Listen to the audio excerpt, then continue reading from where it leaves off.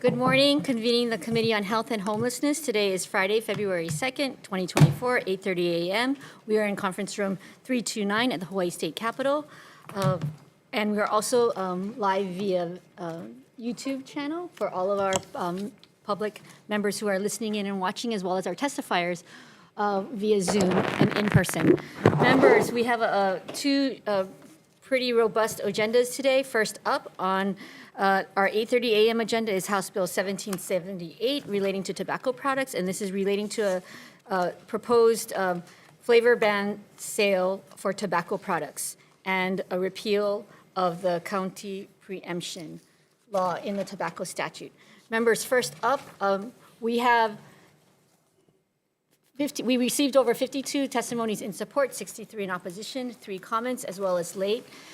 For the members of the public, just as part of protocol, my practice is to defer decision-making until 11:30 a.m. on most agendas. I will say that for some of these, we will probably likely also further defer it until Wednesday in order to make our triple referral deadline. But that is, again, dependent upon some of the testimony that we see. So I just want to prepare you for that we may not be doing decision-making today. And on that note, we'll be starting first off on House Bill 1778 with Department of Health, Director Kenny Fink or his designee. Oh, if you could go to the podium. For the audience. Sorry, I am showing my age. Me too. I remember those times. Good morning, Chair Belatti and Vice Chair Takanouchi and members of the committee. I'm Lola Irvin, representing Director Kenny Fink for the Department of Health. So the department really appreciates the House Health Committee hearing this Keiki Caucus Bill, HB 1778. It is really premised on the shared value we have of desiring the best futures for our keiki. And we do note that in terms of what is happening is that the industry uses flavors that lure children to try these flavored tobacco products, and then the nicotine hooks them. And then we also know that there is a lot of historic documentation in terms of the industry also then marketing menthol, especially to our communities. And in fact, Hawaii is known as a menthol community, and it's worked. So we have Native Hawaiian populations that use then menthol at a much higher rate than other groups. So we have the resulting chronic diseases and health disparities that we still have been inflicted on people in Hawaii. We do recommend some language in HB 2441 and its companion SB 3130. There are some language in there that we recommend that would provide the necessary support and resources for Department of Health. Like inspection authority and the ability to delegate that authority to contractors so that it wouldn't necessitate us creating a whole bunch of inspectors, but maybe we could contract that out to those who know how to do it. Thank you very much for the opportunity to provide testimony. Thank you. Testimony and support from Department of Education Superintendent. Testimony in support with comments from the Department of Attorney General, and I believe that they are here in person. Wonderful. Morning, Chair, Vice Chair, members of the committee. My name is Chelsea Okamoto. I'm a Deputy Attorney General with the Tobacco Enforcement Unit. And thank you so much for hearing this bill to protect Hawaii's youth. The department is in support of this measure. We've submitted testimony and offer amendments. One, to amend the definition for flavored tobacco products and retail tobacco locations to track HB 2441, to insert inspection authority and rulemaking language powers for the Department of Health, and also inserting the savings clause wording. We also offer technical amendments for clarity, but please pass the bill with amendments, and we are available for questions. Thank you. Thank you. We also have testimony and support from Maui County Council Chair Alice Lee, support from HMSA. Via Zoom, we have support from Kaiser Permanente in person. Wonderful. Support from Hawaii Dental Association, support from Hawaii Primary Care Association, support from Hawaii Substance Abuse Coalition, support from Hawaii Youth Services Network, in-person opposition from Hawaii Energy Marketers Association.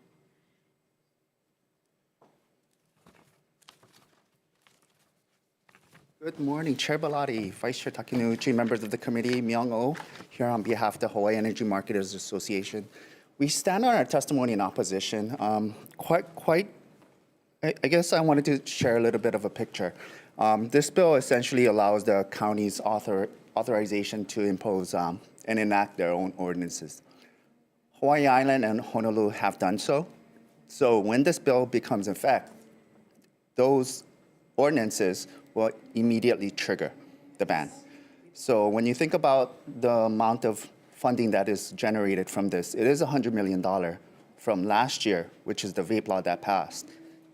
In addition to what's occurring right now is that if this is a contraband, you can imagine that similar to fireworks or other type of contraband, there's going to be a greater interest in the black market.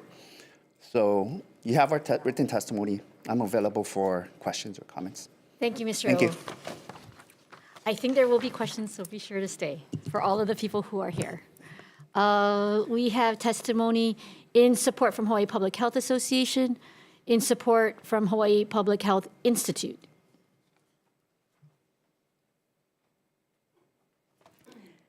Good morning, Chair, Vice Chair, members of the committee. Peggy Mirzwa with Hawaii Public Health Institute. We stand in strong support of this measure.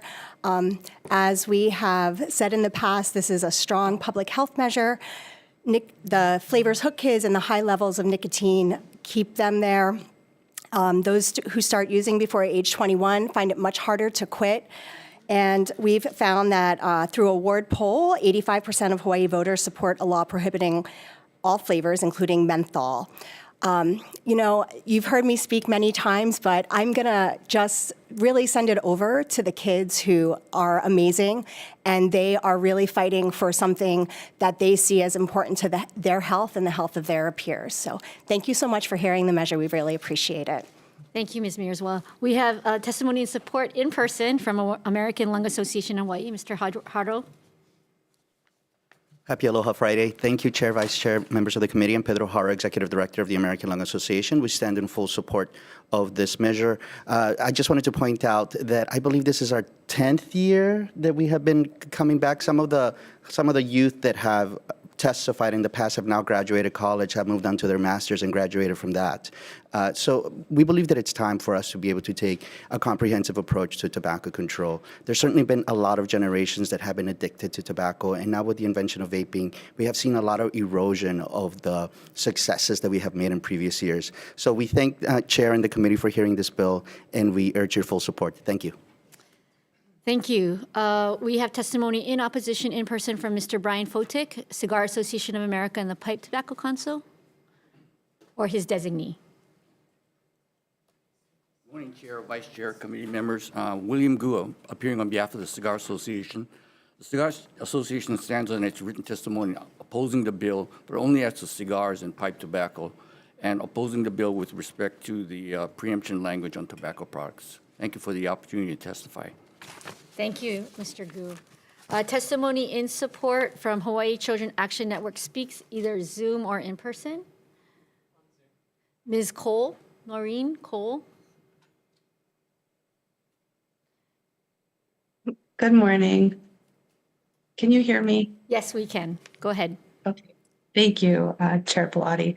Good morning, Chair, Vice Chair, and committee members. On behalf of HCAN Speaks, we stand in support and we stand on our written testimony. Thank you. Testimony in opposition from ABC Stores. Testimony in opposition in person from Retail Merchants of Hawaii.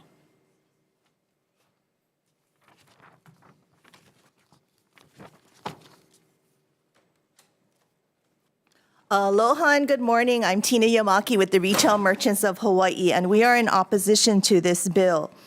You know, if this measure is to deter youth from obtaining smoking or vape products, then the focus should be on cracking down on those who are illegally and intentionally letting minors obtain these products. Our stores don't readily sell to minors. If they go in and try and buy vape products, they're not allowed. What we're seeing is it's the parents, older friends, older siblings going in, purchasing these items for these minors and bringing it out to them. Once the product leaves the store, we don't know what happens to it. And so that's how it's getting in. We've also have a lot of 16-year-olds working in our stores, and I've talked to a lot of them, and they have all indicated the schools don't care. Teachers and everybody else turns a blind eye to it, including the security, which is really sad to see. And we need to see more crackdowns on that as well. A measure that allows counties to decide who could lead the double taxation, counties to decide could lead to double taxation in the guise of fees and other operational restrictions. Many counties have already said that they were going to ban these products. That's going to be a huge loss to the state in tax revenue, and we are still trying to recover from the Maui fires and a bunch of other things, and tax revenues is down. So we urge you to please hold this bill and also look at more stricter consequences aimed at the minors who are vaping or those who are purchasing the products for minors, because what's going to happen is you're just getting the illegal black market richer, or people are going to just buy these things from military bases. Mahalo.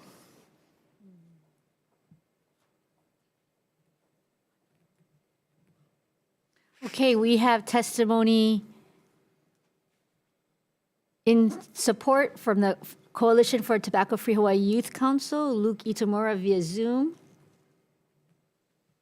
Good morning. Can you hear me? Yes. Okay. Aloha, Chair Belatti, Vice Chair Takunuchi, and members of the Committee on Health and Homelessness. My name is Luke Itamura.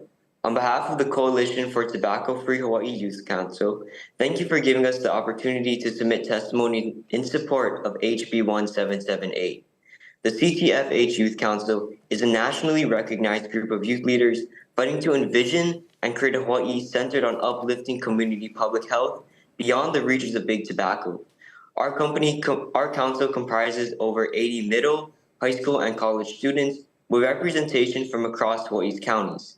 We have been working to end the sale of flavored tobacco products for the past 6 years. Hawaii is facing a youth vaping epidemic. Hawaii high school and middle school students have disproportionately high use rates of e-cigarette products. Containing toxic chemicals like nicotine and formaldehyde, these products have long-term health impacts, significantly harming the developing brain, altering nerve cell functioning, and negatively impacting heart and lung function. Without policy action, over 21,000 Hawaii youth alive today will die from tobacco-related illness if smoking rates don't change. Central to the youth vaping epidemic is an industry with a troubling history in our island home, from exploiting native Hawaiian labor on tobacco plantations to the image of sexualized hula girls on cigarette advertisements. Big tobacco has capitalized on Hawaii's unique culture and legacy of colonialism to turn a profit off the backs of the most vulnerable. Of these groups, youth have been the most targeted in Hawaii and beyond. For many, commercial tobacco use has manifested into a coping mechanism, creating a temporary sense of relaxation to deal with struggles like anxiety, body dysmorphia, and even intergenerational trauma, increasing dependence on the device while preserving the underlying symptoms, making e-cigarettes a deadly tool for profit in a worsening crisis of youth mental health.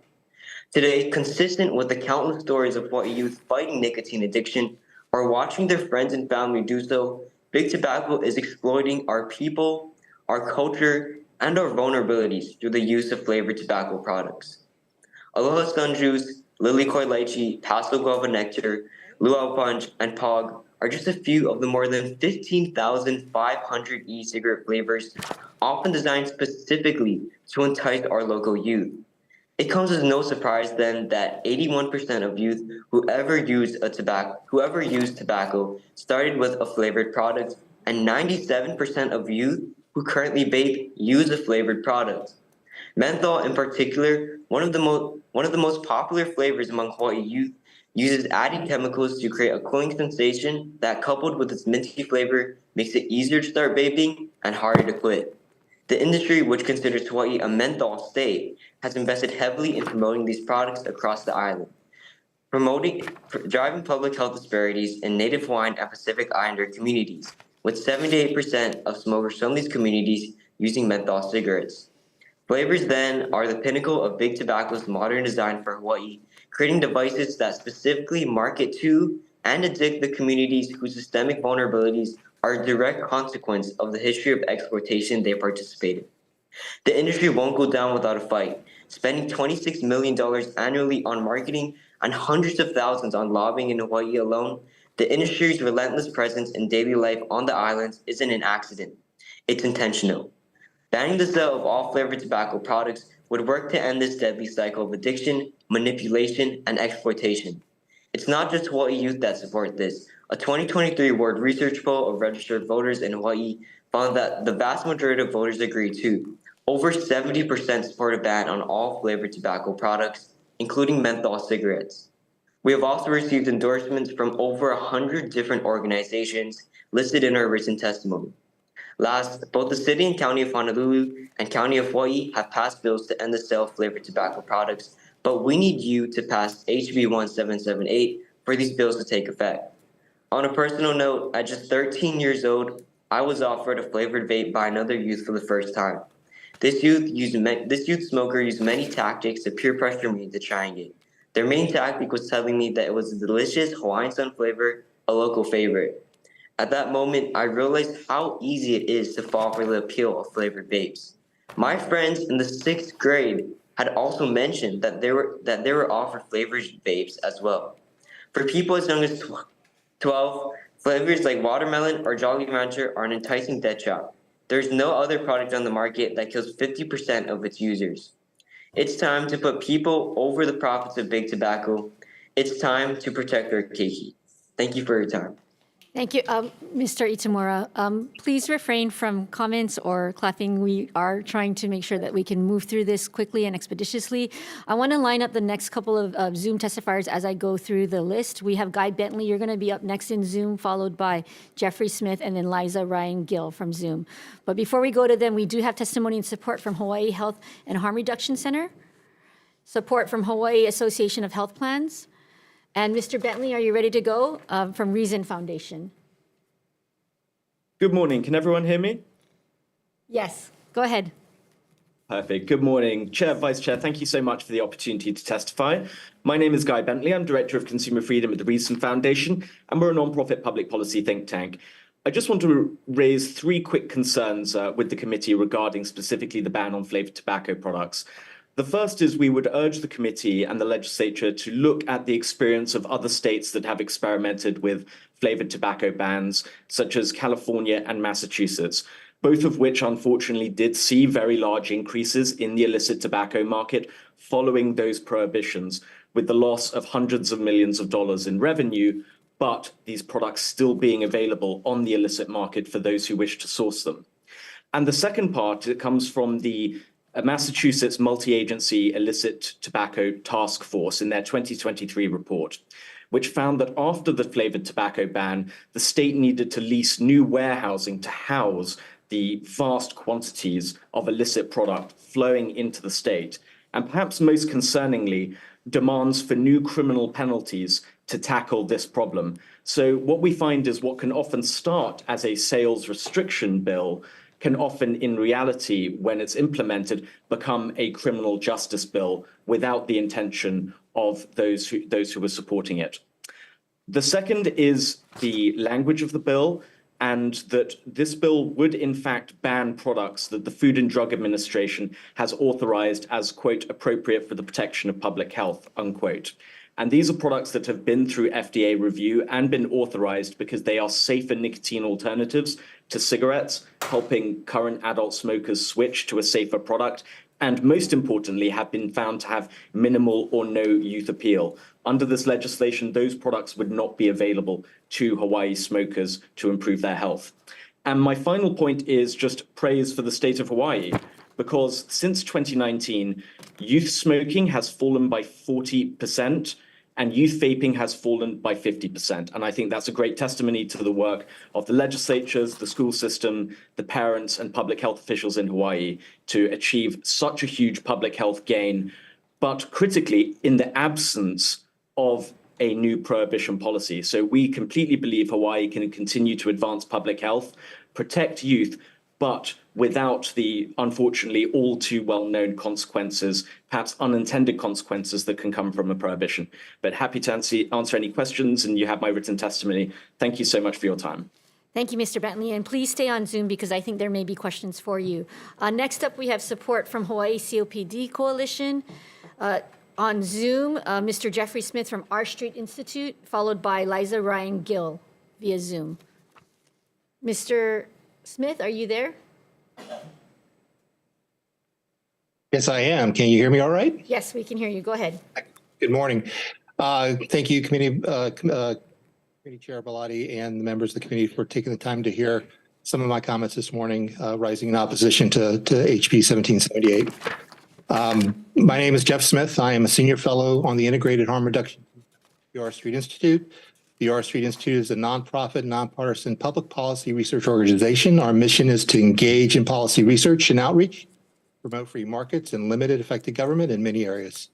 Our efforts to promote tobacco harm reduction are why we have a particular interest in the bill we are discussing today. The R Street Institute has a long-standing concerns about the health-related consequences of inhaling combustible cigarettes and has been a staunch advocate for limiting the sale of nicotine-related products to those who are 21 years of age and older. We strongly support varied pathways for quitting smoking, which includes access to a wide variety of alternative reduced-risk nicotine products, including electronic nicotine delivery systems, known as ENDS, or also referred to as e-cigarettes or vapes, heated tobacco system, and other oral tobacco and nicotine products such as snus. We believe HB 1770 will greatly hamper adult smokers on their journey to a smoke-free life. Along with the varied product types, access to a wide variety of flavors has been shown to be a key attribute that helps smokers switch away from cigarettes. Removing access to flavored alternatives would greatly curtail the positive movement toward reducing the consumption of combustible products for the citizens of Hawaii. About a decade ago, scientific evidence emerged demonstrating the importance of non-tobacco reduced-risk products. In 2015, researchers reported that 66% of those who independently chose to switch to novel ENDS products were able to completely stop smoking cigarettes. And most of the study participants attributed their success to the ability of flavors that they enjoyed, non-tobacco and menthol-flavored ENDS products. Now, like many in the room and online, we have concerns with youth accessing, underage individuals accessing any nicotine product.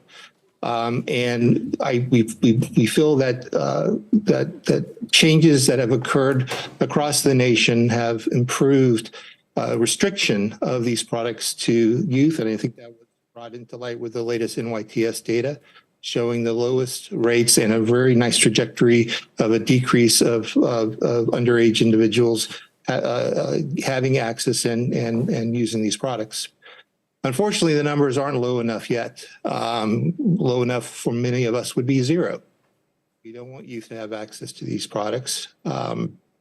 But what's really interesting about the NYTS data is what they found was the majority of these students are using products that are not legal in the current marketplace as it stands. These are products that have not gone through FDA CTP review.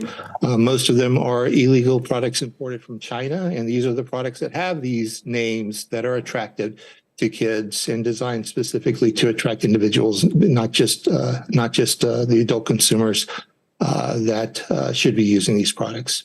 The outcome of a flavor ban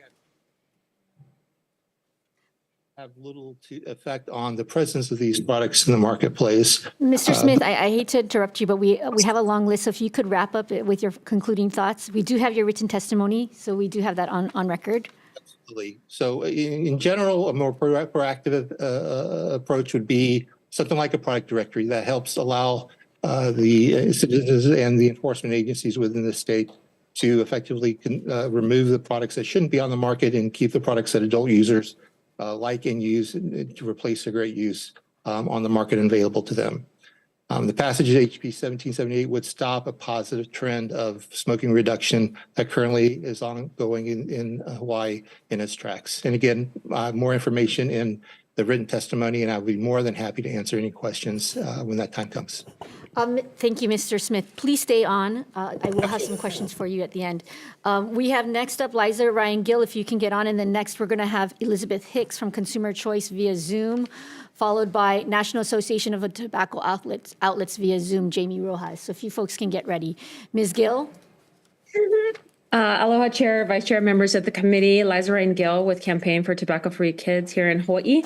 We stand in strong support of this bill. We've been working all throughout the off session to work with the counties as they have seen from the youth in their county, sorry, that's also my small one, to put in place trigger bans. We've been working on this issue for a very long time, as many of the testifiers have mentioned.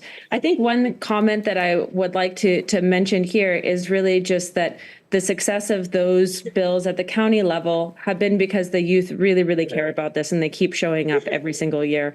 So you have some of our comments. We are also happy to respond to some of the comments made by those in opposition in our testimony in response. We're just working with our research team right now to get the most recent data. One thing that I will notice is that we have seen, as Guy mentioned, there was a reduction in 2019. We'll be very reminded that was during COVID, when youth were not in school. And also during the pandemic and sequestered at home. So yes, it did change their access to these products, unfortunately, and I'm sure as the Hawaii State Teachers Association can comment on, we have seen that those numbers bounce back up since then. So I'll end there with my comments. Thank you for your support and for hearing us again on this issue.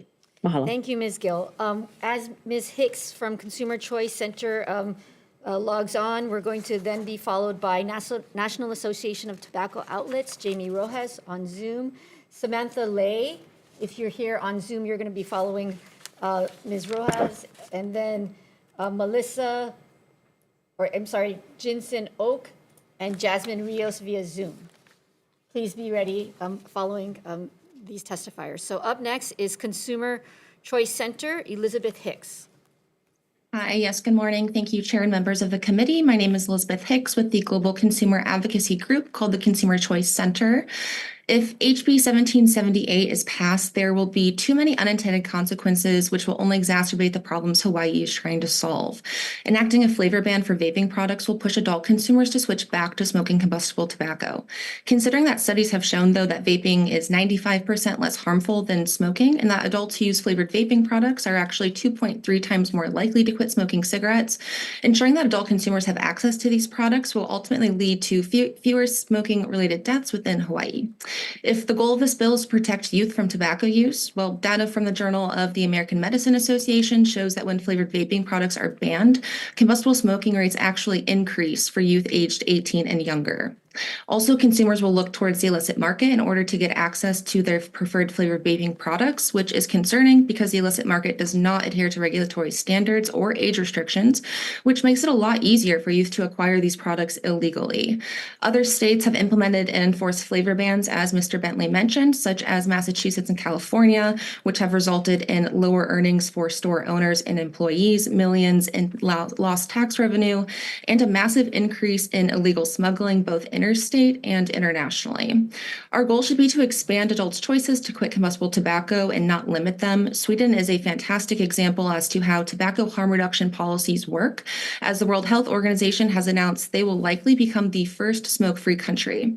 Their government made sure to allow a full range of flavors of nicotine alternatives like vaping, snus, and pouches for adult consumers, which has resulted in smoking rates declining by 55% in the last decade, and cancer incidence is now 41% lower than the rest of Europe.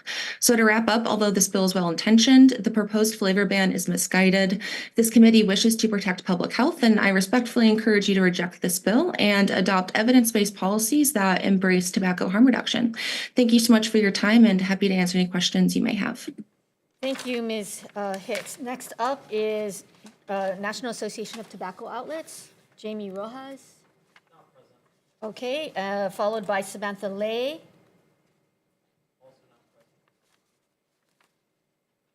Jinsen Oak of Keola Beers in opposition via Zoom.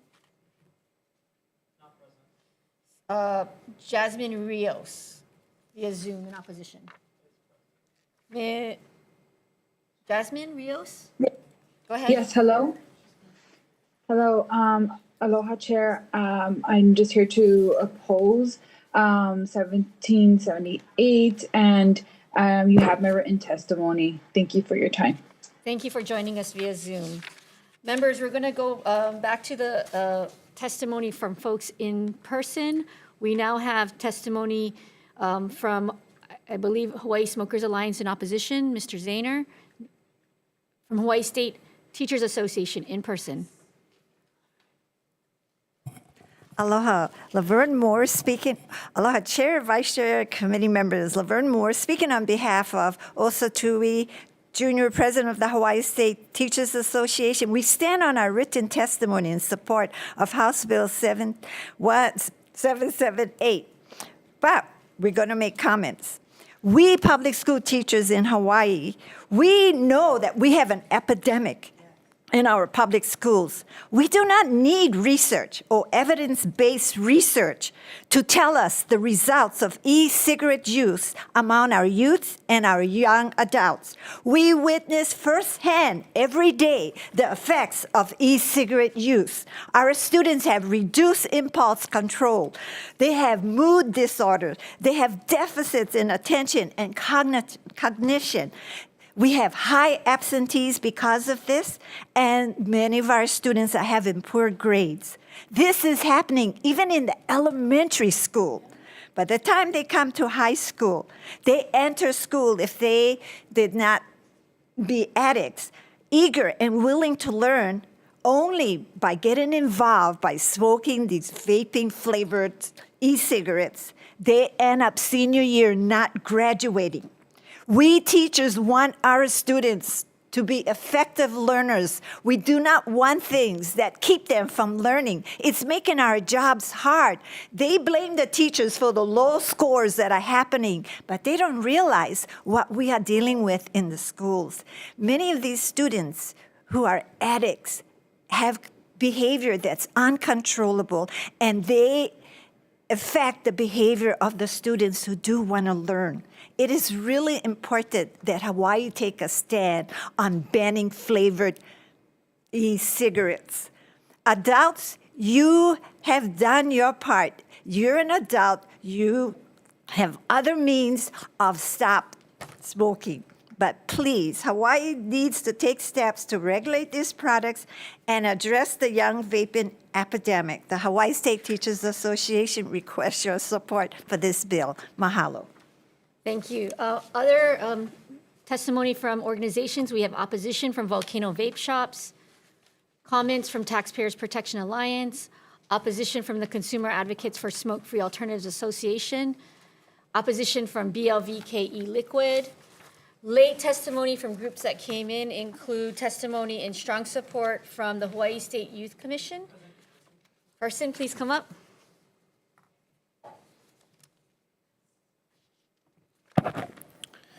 Aloha, Chair Bellotti, Vice Chair Takenuchi, and members on the House Committee of Health and Homelessness. My name is Eric Pomaikai from Hawaii Island, and I'm the treasurer and here on behalf of the Hawaii State Youth Commission. The Hawaii State Youth Commission was first created through Act 106 in 2018 to advise the governor and legislature on the effects of legislative policies, needs, assessments, priorities, programs, and budgets concerning the youth of the state. The Hawaii State Youth Commission is in strong support of HB 1778. As representatives of the youth of Hawaii, the Commission is committed to promoting inclusivity, opportunity, and progress in Hawaii. This includes the health of Hawaii's youth. That is why the Commission strongly supports this measure, because its efforts to end the sale and mislabeling of flavored tobacco products is crucial to improving the health and lives of not only Hawaii's youth, but also the communities that they live in, which are negatively affected by tobacco and vape products. As mentioned in the bill, tobacco use remains the leading cause of preventable death and disease in Hawaii. In order to address the root cause of this public health threat, we must stop tobacco companies from using flavorings in their products that are deliberately targeted at youth. According to the CDC in 2023, 90.3% of high school students reported using flavored e-cigarette products. In our state, 1 in 3 students are using these highly addictive nicotine products, which now come in deliberately enticing flavors such as banana, chocolate, passion orange, and bubblegum. We understand that this tragedy is precisely due to the over of 15,000 flavors of vapes that are consistently marketed to target, entice, and hook our youth population. It is because of these, the National Institute on Drug Abuse reports that those who begin tobacco use at a younger age are more likely to develop nicotine dependence and have difficulty quitting.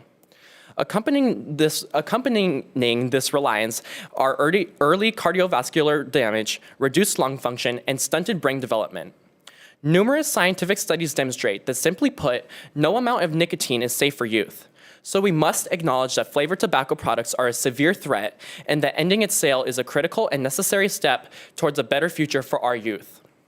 As the Youth Commission advocates to support health, well-being, and development of our state's next generation of people and leaders, it is necessary that we end the sale of flavored tobacco products and mislabeled e-cigarettes products containing nicotine. Therefore, the Hawaii State Youth Commission strongly urges the committee to pass HB 1778. Mahalo for my time. Thank you. Thank you for joining us. We have late testimony from organization Americans for Tax Reform in opposition. Okay, members, we also have in person from individuals, Jensel Maurice Jose in support. And then we'll follow that up with Tyler Pasquale in support. Go ahead. Aloha Chair Belatti, Vice Chair Takanuchi, and members of the Committee of Health and Homelessness. My name is Jensel Maurice Jose. I am a junior at Kohala High School, and I'm here to support Bill HB 1778 to end the sale of all flavored tobacco products in Hawaii. I may come from a small town called North Kohala on the Hawaii Island, where my school population isn't even in the 300s. But that doesn't mean that vaping hasn't affected my community, my school, and even my own home. In 2022, the CDC stated that more people in the United States died of a tobacco-related illness than homicide, car crashes, alcohol, and COVID-19 combined. Like what Luke Itamura stated earlier, if these rates continue to remain the same, 21,000 youth alive in Hawaii today will inevitably die from a tobacco-related illness. 21,000 youth. That's the same number of people that are currently living in Kapolei. My school has a student leadership ambassador class that consists of about 25 students. Of those 25 students, only about 3 to 5 of us have never vaped.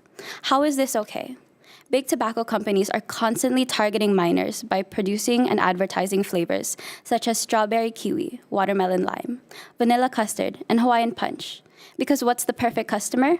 One that's easily hooked by luring flavors, easily addicted due to their brains still developing, and easily manipulated into believing that it won't kill them, or, in simpler words, a minor. Help us end this growing epidemic, protect our keiki, and support Bill HB 1778 to end the sale of all flavored tobacco products in Hawaii to ensure that our children have a future. Thank you. Thank you. If Tyler can come to the podium, and then I believe, is there a Michelle Jordan here in opposition? Is there a Michelle Jordan here? Okay, and then you'll be following Mr. Pasquale. Aloha Chair Belatti, Vice Chair Takanuchi, and members of the Committee on Health and Homelessness. My name is Tyler Pasquale. I am a junior at Kohala High School, and I'm here to support Bill HB 1778 to end the sale of all flavored tobacco products in Hawaii. I am supporting Bill HB 1778 because I find it heartbreaking how many youth are currently being harmed by flavored tobacco products. Vaping in my school has gotten so bad that last year they had to lock all the bathrooms and wouldn't allow to use them unless we were accompanied by security guards. Imagine that, having to sit in school for 6 hours every day and being denied access to a bathroom unless an adult came with you. The door ensured that weren't in there to vape. Luckily, our bathrooms now are open anytime, but the vaping problem at my school remains the same. The company Juul recently agreed to pay over $1 billion to resolve about 10,000 lawsuits by states, local governments, and school districts that claim that Juul marketed to minors and lied about the addictive nature of their products and downplaying the risk associated with vaping. In other words, Jules paid over $1 billion to keep people quiet to ensure that people continue to buy their products even after knowing that their products were harmful. Support Bill HB 1778 to end the sale of all flavored tobacco products in Hawaii to protect our youth.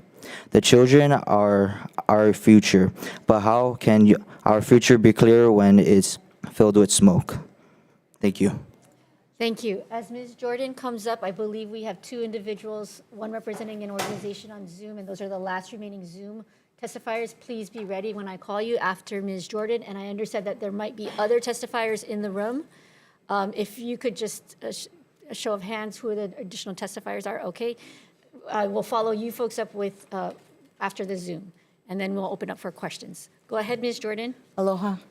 I'm Michelle Jordan, and I'm the manager of Discount Smoke Shop in Kailua. And I'd like to represent the small businesses that will be impacted by this. I've managed the store for 13 years, and I'm also a mom. And I'm really concerned about the ban to ban all flavored products that adults also enjoy. It's crucial to the future of our small businesses that I be here to advocate on behalf of them, and we would face significant financial hardships if any of these bills move forward. My store employs 3 moms. I've been there 13 years. That's my livelihood.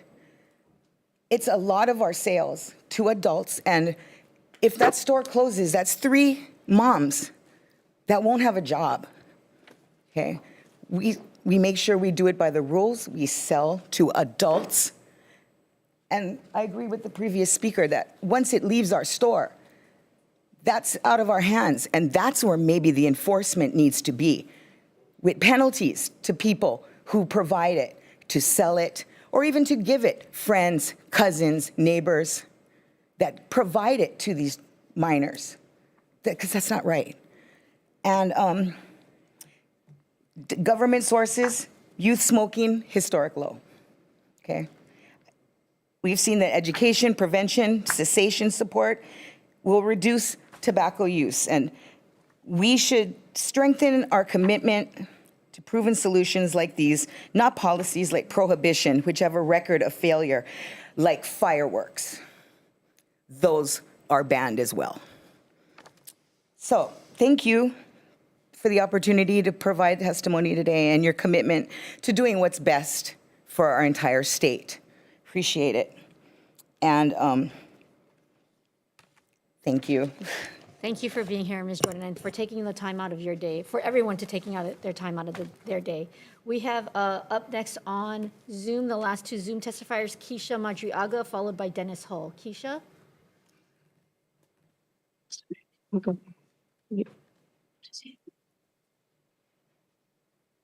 Yeah.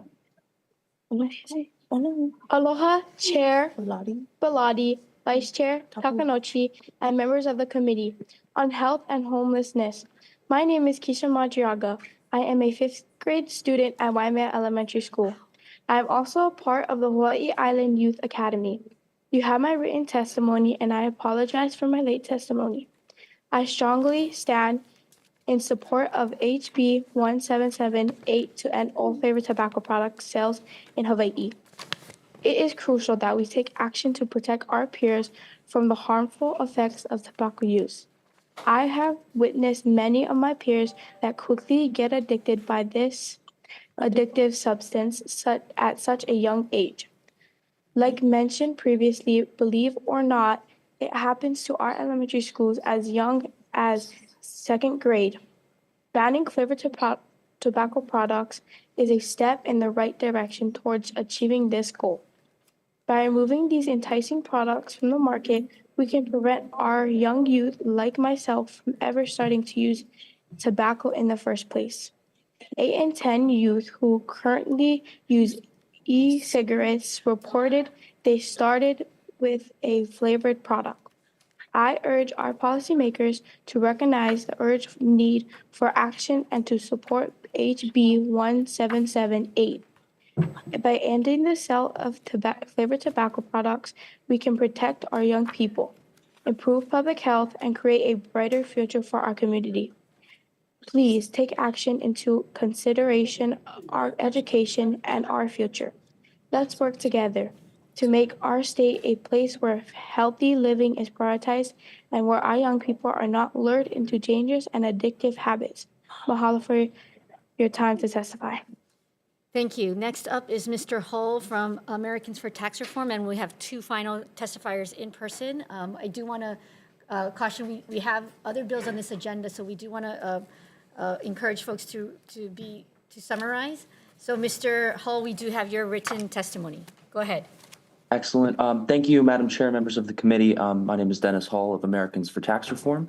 We are committed to a data-driven approach here at HCR, and the scientific evidence is overwhelming.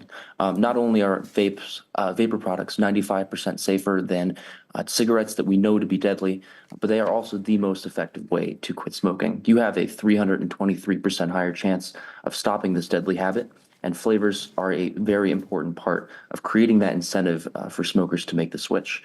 This is why doctors in England are now prescribing flavored vapor products for this very purpose to adult smokers looking to quit. Not only are flavor bans around the country leading to more adults smoking deadly carcinogen-filled cigarettes, but more teenagers are pushed to smoking cigarettes too. When San Francisco imposed a flavor ban in 2018, youth smoking rates doubled in the next 3 years. I'll also point out that there has been no increase in nicotine dependency among youths since flavored products entered the market. In fact, according to the CDC, only 3.1% of teenagers are using e-cigarettes on a daily basis. This does not sound like much of a youth vaping epidemic to me. On the other hand, the very lives of real people in Hawaii literally depend on your rejection of this bill. If a majority of smokers in Hawaii alone switch to vapes, almost 250,000 lives could be saved. I urge you to give them every incentive to make the switch. We've included a fact sheet in our sources along with the written testimony. I urge you to read these and to firmly reject House Bill 1778. Thank you. Thank you, Mr. Hull. We have from HSTA, an individual, if you could come to the podium and say your name. Good morning. Aloha. Thank you for having me. Tiffany Edwards Hunt. I'm on the Government Relations Committee of HSTA, and most importantly, I'm a teacher in the classroom at Kea'au Middle School on Big Island. I'm over here just like really trying to restrain myself because a lot of people who are testifying today, trying to tell you to keep our flavors going, they have no idea of the realities of our youth. They're completely out of touch. Thank you to these youth that are here that are giving us a little bit of a glimpse of what a day in the life of the classroom is like. I'm holding my phone because it's a pretty periwinkle color, isn't it? I confiscated one of the most beautiful vapes I've ever seen in my life. It was this color. It was so fancy and gadgety. It had all kinds of lights on it. Confiscated it from a 7th grader, okay? Behind me, Hope McKean from Keone Poko Elementary School, who just went to go talk to Senator Joy to convince her to be on this train with us. She was telling me about a 3rd grader at Keone Poko. We have a 5th grader. Folks, this is the reality. So all you lobbyists, I'm gonna keep it classy, I promise. I'm just saying, refer the comments to laissez-faire us. capitalism is out of control. They have gotten predatorial. I'm an Ayn Rand reader, believe me. I love laissez-faire capitalism. Small business, yay. But we have got to stop targeting youth. We have children that have urinary tract infections because they don't want to go to the bathroom, because the stalls are commandeered by people who are vaping. I have kids passing vapes in class. When you talk to them before you write the referral, or when you get them to write down their testimony that it's attached to the referral, Miss, I'm addicted. Folks, we've got to get a handle of the situation. This is our youth. It's our youth over the power of money. Come on. Get real. We can find other jobs. The vaping industry has got to stop doing this stuff of making Hawaiian sun and pretty little gadgets that look like Shopkins. No, thank you. Thank you. Aloha. Thank you. Final testifier in person.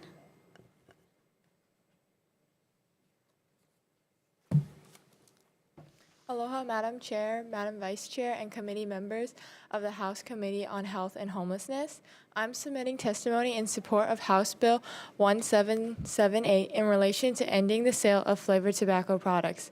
I am a senior at Kalani High School, and I would like to bring a student's perspective to the table. By allowing companies to use flavors that are typically sweet or marketed to younger audience, we're allowing students, a vulnerable and easily influenced population, to be exposed to highly addictive chemicals called nicotine. With 85% of youth e-cigarette users using flavored tobaccos, we can see how flavored products are undoubtedly increasing addiction within teens. Teens might not fully understand how harmful these products truly are to them because of the sweet flavors and it being as marketed as safer or harmless.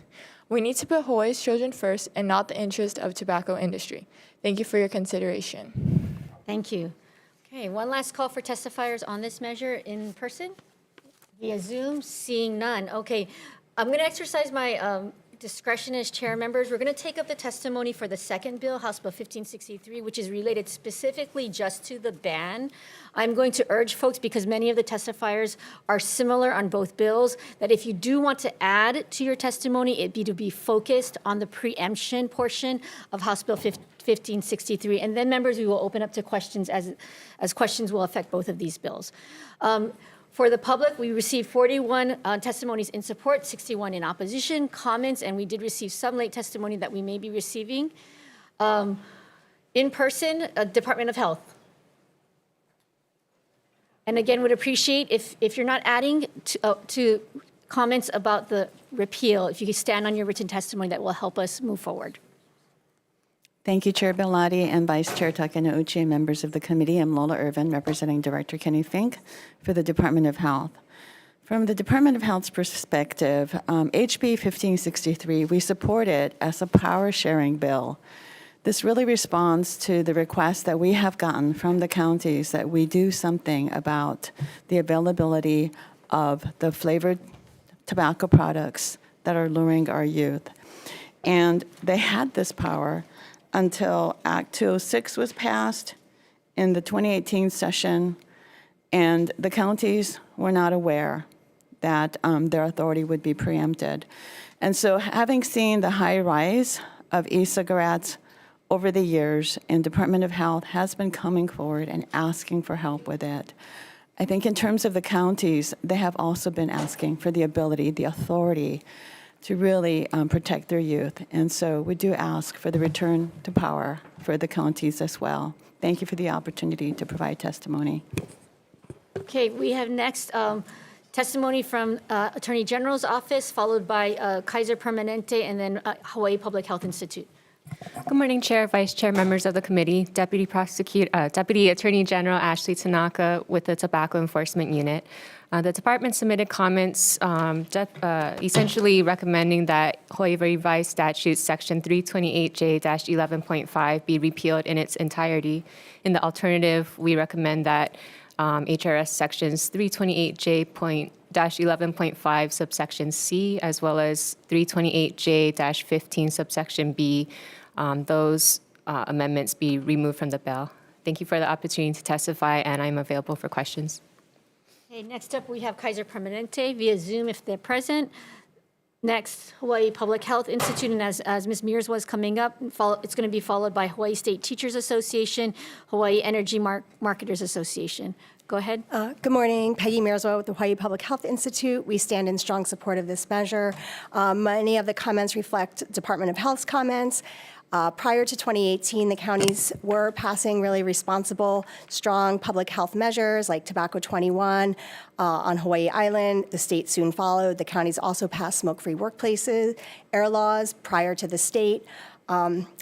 Since 2018, counties can't enact local legislative and regulatory action, which includes ending the sale of flavored tobacco products or ending tobacco sales in pharmacies. So there's more than just one thing here. And as you also know, recently our youth advocates have really led such a fight at our counties, and the counties really do want some control over this, and they want to be responsible with their choices. Thank you so much. Okay, Hawaii State Teachers Association. followed by Hawaii Energy Marketers Association, and I believe if Cigar Association of America is in person or maybe via Zoom, we will start to line up the Zoom. Oh, excuse me. Before the Cigar Association, I see Retail Merchants of Hawaii. So it'll be HSTA, Hawaii Energy Marketers Association, and Retails Market. Go ahead. Hello, Chair, Vice Chair, committee members. The HSTA stand on its written testimony and support. Thank you. Hawaii Energy Marketers Association. And if I, go ahead. HEMA stand on its written testimony in opposition. Thank you. Thank you. Retail Merchants, and as she's coming up, Mr. Itamura, Coalition for Tobacco-Free Hawaii Youth Council via Zoom and Campaign for Tobacco-Free Kids, if you can start getting ready on Zoom. Go ahead. We sat on our written testimony in opposition, but I do want to point out a couple of things.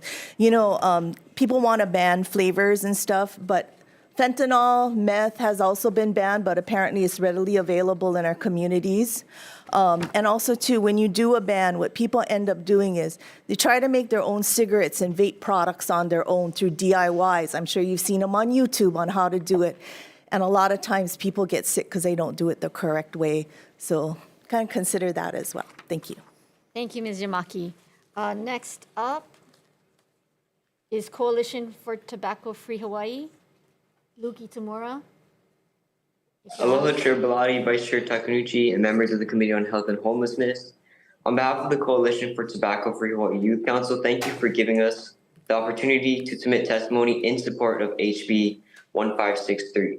We stand on our written testimony, but I'd also like to add that over the past few months, the City and County of Honolulu and County of Hawaii have passed bills to end flavored tobacco sales in their communities, sending a clear message to the state to protect our keiki statewide or restore their authority to regulate tobacco sales. These county councils stood by the youth and community advocates in passing these bills, and we ask that you do the same by passing HB 1563. It's time to put our people over the profits of big tobacco. It's time to protect our keiki. Mahalo. Thank you, Mr. Itamura. Ms. Ryan from Campaign for Tobacco-Free Hawaii, followed by Cigar Association of America, Samantha Lay, Shani Carvalho, and Keisha Madriaga. Please start to line up. Go ahead, Ms. Ryan. Campaign for Tobacco-Free Kids.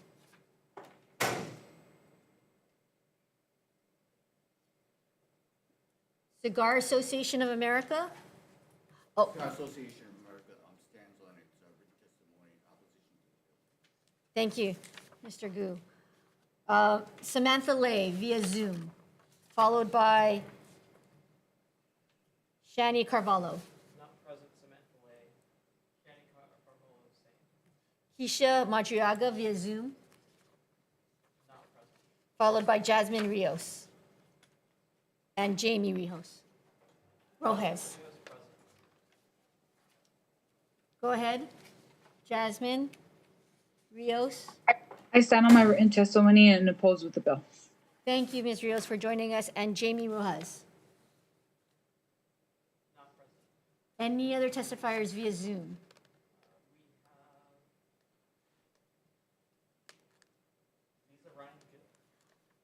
Senator Bellotti, this is Heather Lusk with the Hawaii Health and Harm Reduction Center. We submitted a written, but could I just give a very brief oral?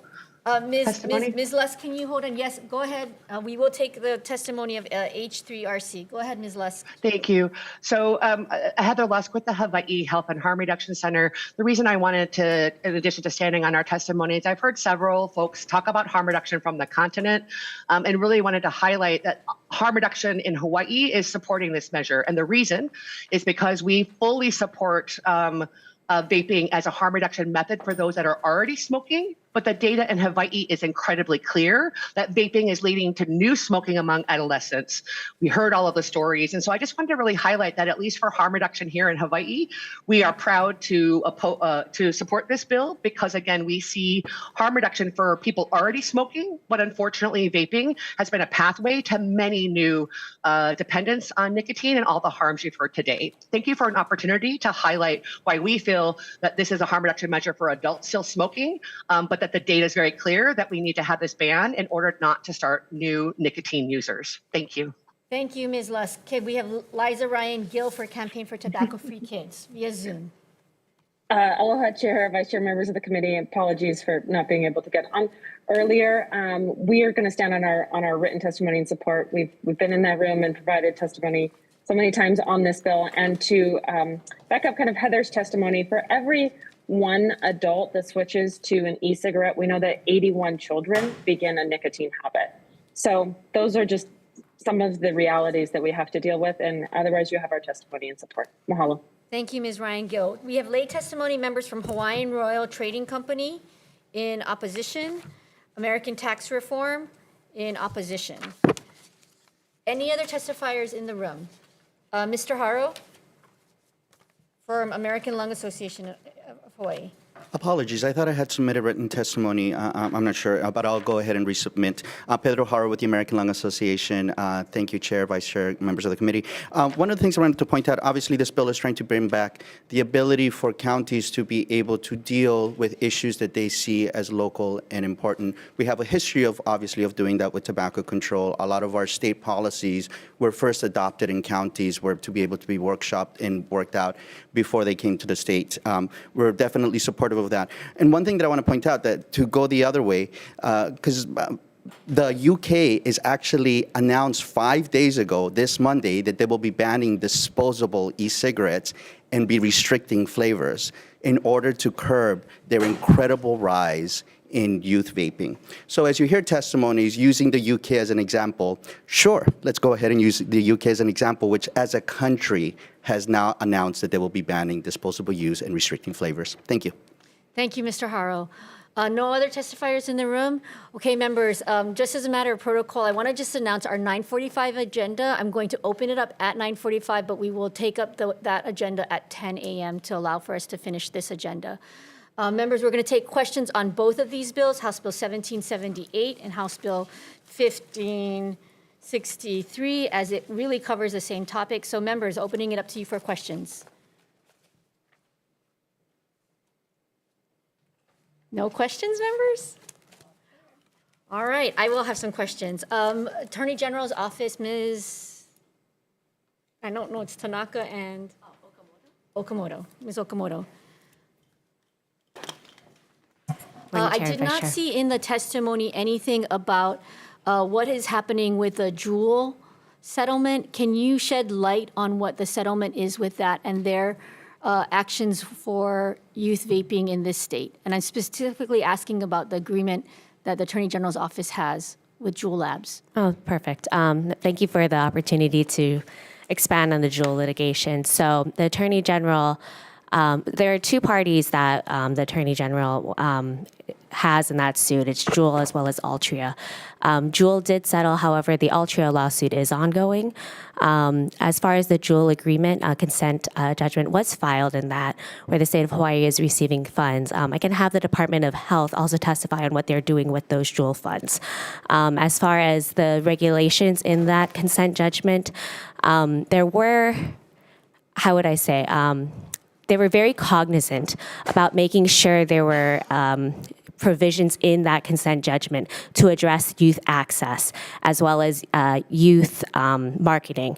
And so we're proud that we were able to add those consent judgments with previous agreements that we may not have had with other tobacco products that wasn't in place. So we have been looking at what we're going to be doing. And again, I can have Department of Health speak more on what they are doing with the Juul money that we did receive. I can't speak more on it because the lawsuit is still ongoing with that other party. But if you would like more information, I'd be more than happy to get that information to you, Chair. I think as we move forward in this bill and the conversations that we're going to have in this legislative session, it's important for us to understand what are the impacts of this litigation on the regulation of vaping. Okay. So the money is certainly very, very important, and we can follow that up in the FIN committee if this if this moves along. But I think what's really important is for us to understand how that litigation is impacting the realm of regulation in this area. Thank you. Sounds good. Thank you. Any other questions, members? Seeing none, can I have HEMA come up, please? Hawaii Energy Marketers Association.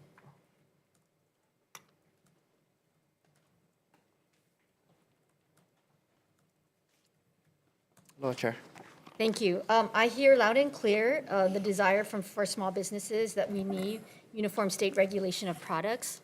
But what has been the experience of the ban on sunscreen that has been imposed upon in Maui and its effect on the sale of sunscreen throughout? Is the marketers, the small businesses are able to manage, even though there may be different regulations in different counties? Is that an accurate statement? You know, our members are convenience stores. Some of them are large, some of them are small. So the current regulatory scheme and the framework for enforcement and compliance does seem to work well. I think one of the small business person that testified prior was they make the sale, and after it leaves the store, it's up to parents and others, friends, cousins, what have you. As far as the sunscreen, I'm not too sure about that. Not familiar with the sunscreen laws and regulatory scheme of how it affects island to island.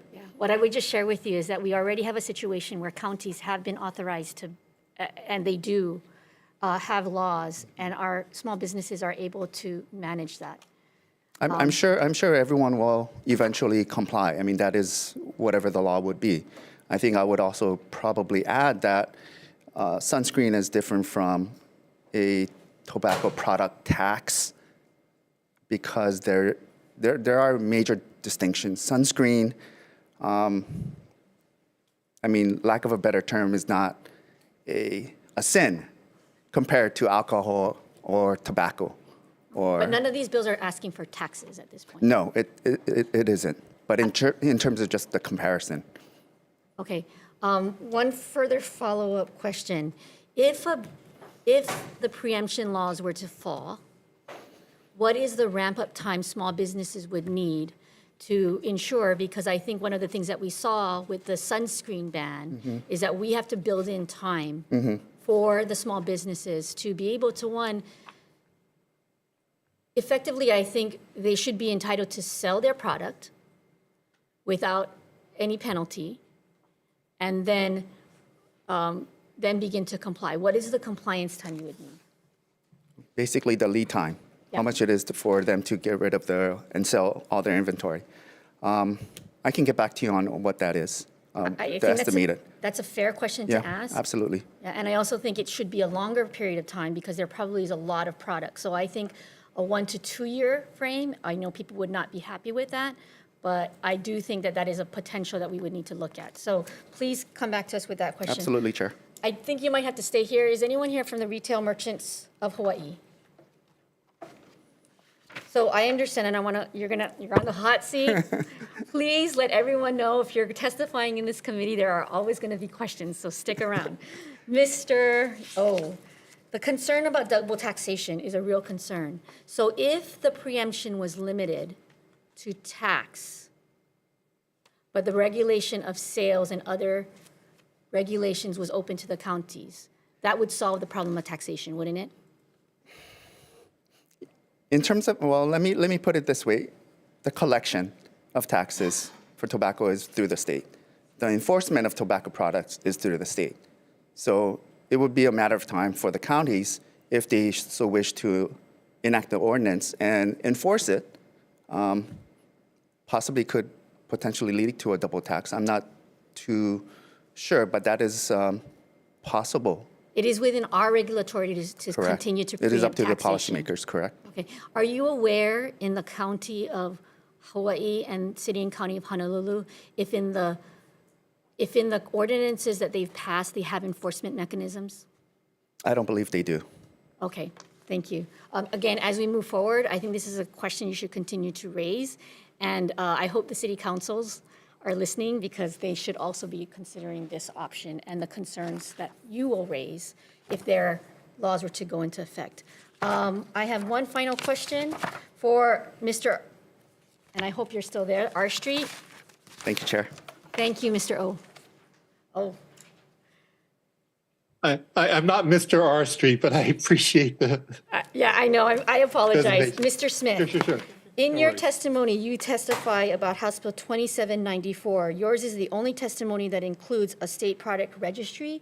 I assume this is a part of an enforcement mechanism. Can you briefly, in 1 minute, explain what that registry would do? What the registry allows is for individuals in the municipalities, locales, et cetera, to track what products are legal to be sold. Instead of the question of what is illegal, it's what is legal. And having that list of products that are legally to be marketed in the region, the state, the city, the town, regardless, it's a lot easier to police which ones are not and effectively enforce the law. Has there been any state that has enacted a product registry such as this? Yeah, actually, Alabama. There's several states listed in my testimony, but actually, if you look at the other states in terms of legislation that's currently under consideration across the country, that's kind of the primary solution individuals or states are moving toward. It's a lot easier to effectively enforce laws if the retailers are aware of which products are legal and which products are not legal to sell. But knowing that they are legal is a lot easier to enforce. One last question. Are any of these states that have these directories also have flavor bans or have counties that have flavor bans? In the ones that I know that have recently enforced do not have flavor bans in place. Okay, thank you.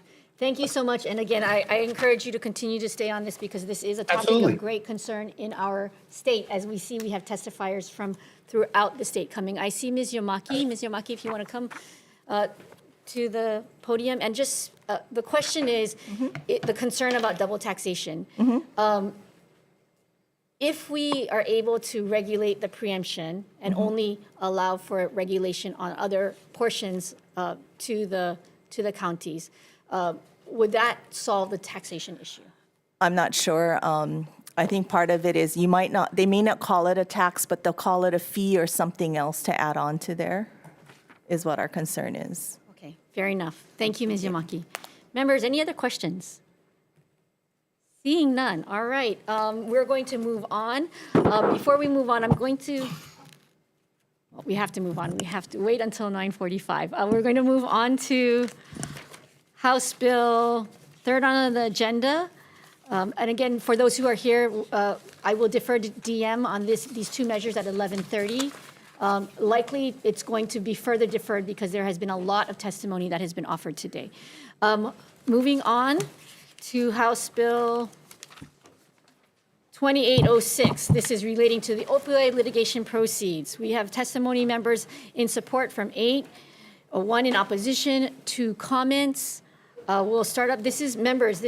The backstory for this is that this is proposed legislation to oversee and ensure that the proceeds that the state are getting through the settlement agreements with opioid pharmaceutical companies are going into the prevention and treatment programs that is required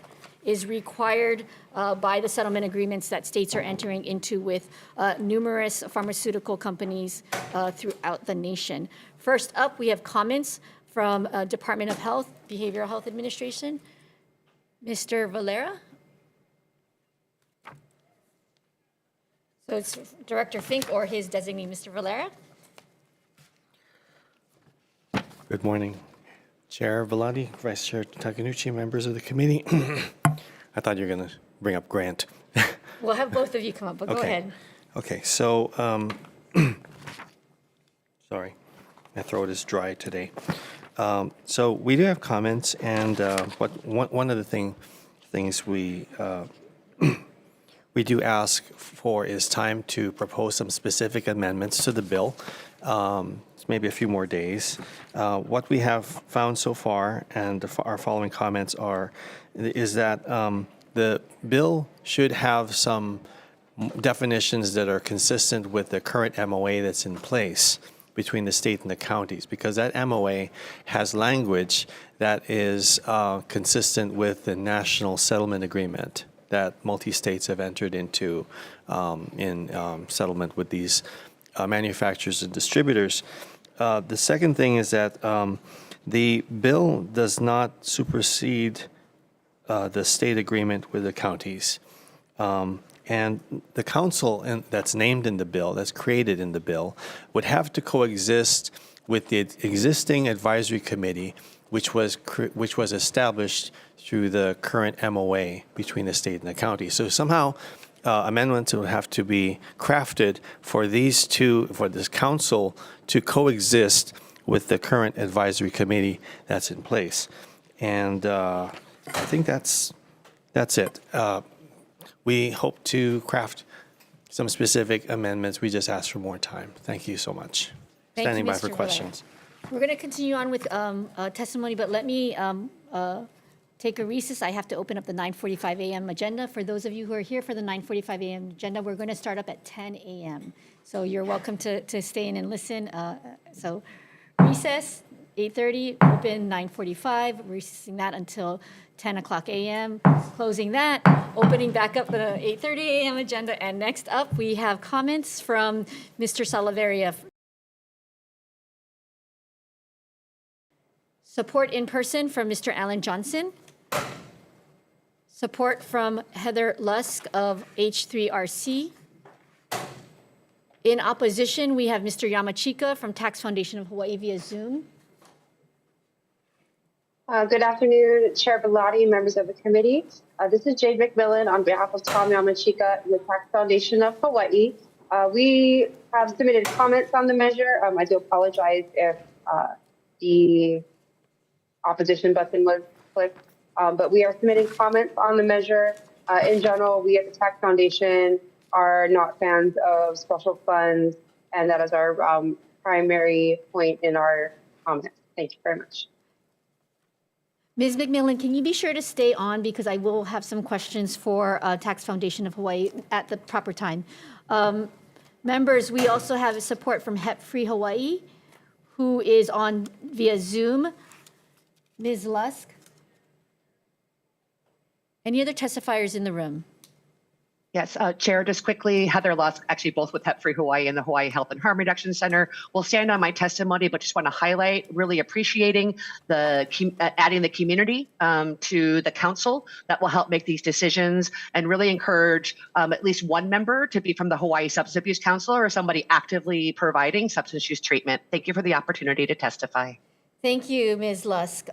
We have members, we have testimony and support from numerous individuals as listed. Any late testimony? No late testimony. Any other testifiers on Zoom?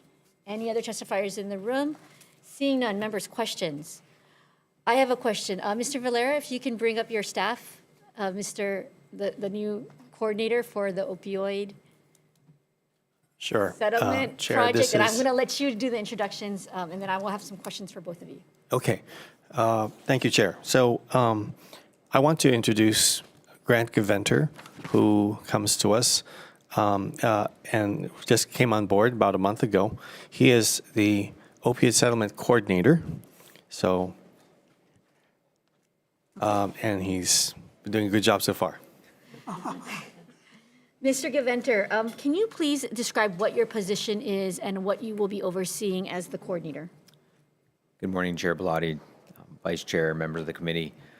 My position is really, I think, all things related to opioid substance abuse issues, from prevention side to the treatment side and pretty much everything in the middle. So, sorry, do you want some background or? Yes, can you explain, what is going to be what was your previous role with opioid settlement, what you're going to be doing now, and what are some of the plans in the next, before the end of session?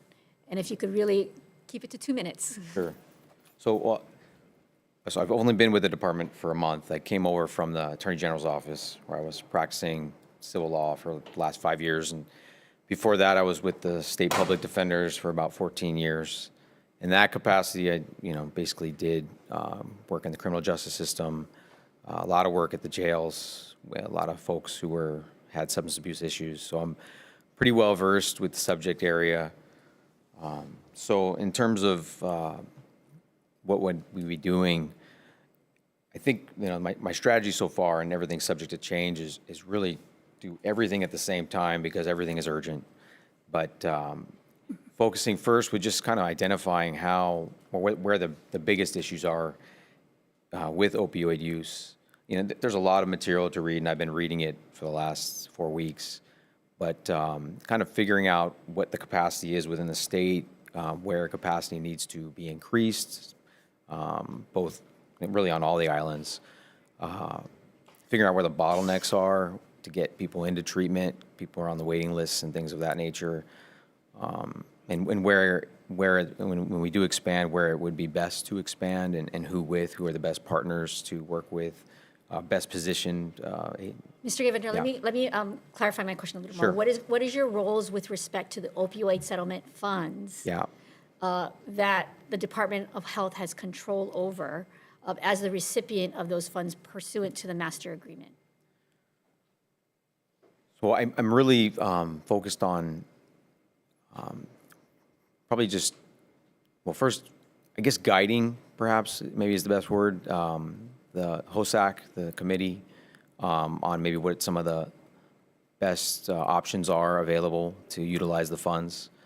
They'll ultimately decide how to dispense them as it is now, but probably considering the proposals that have come in, helping prepare some perhaps, and really answering questions they have if they have inquiries to run them down and figure out what options are available.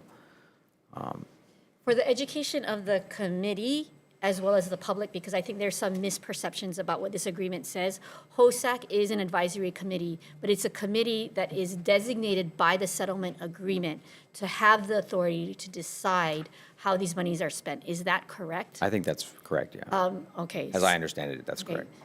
And there's also requirements within the agreement that these decisions have to be made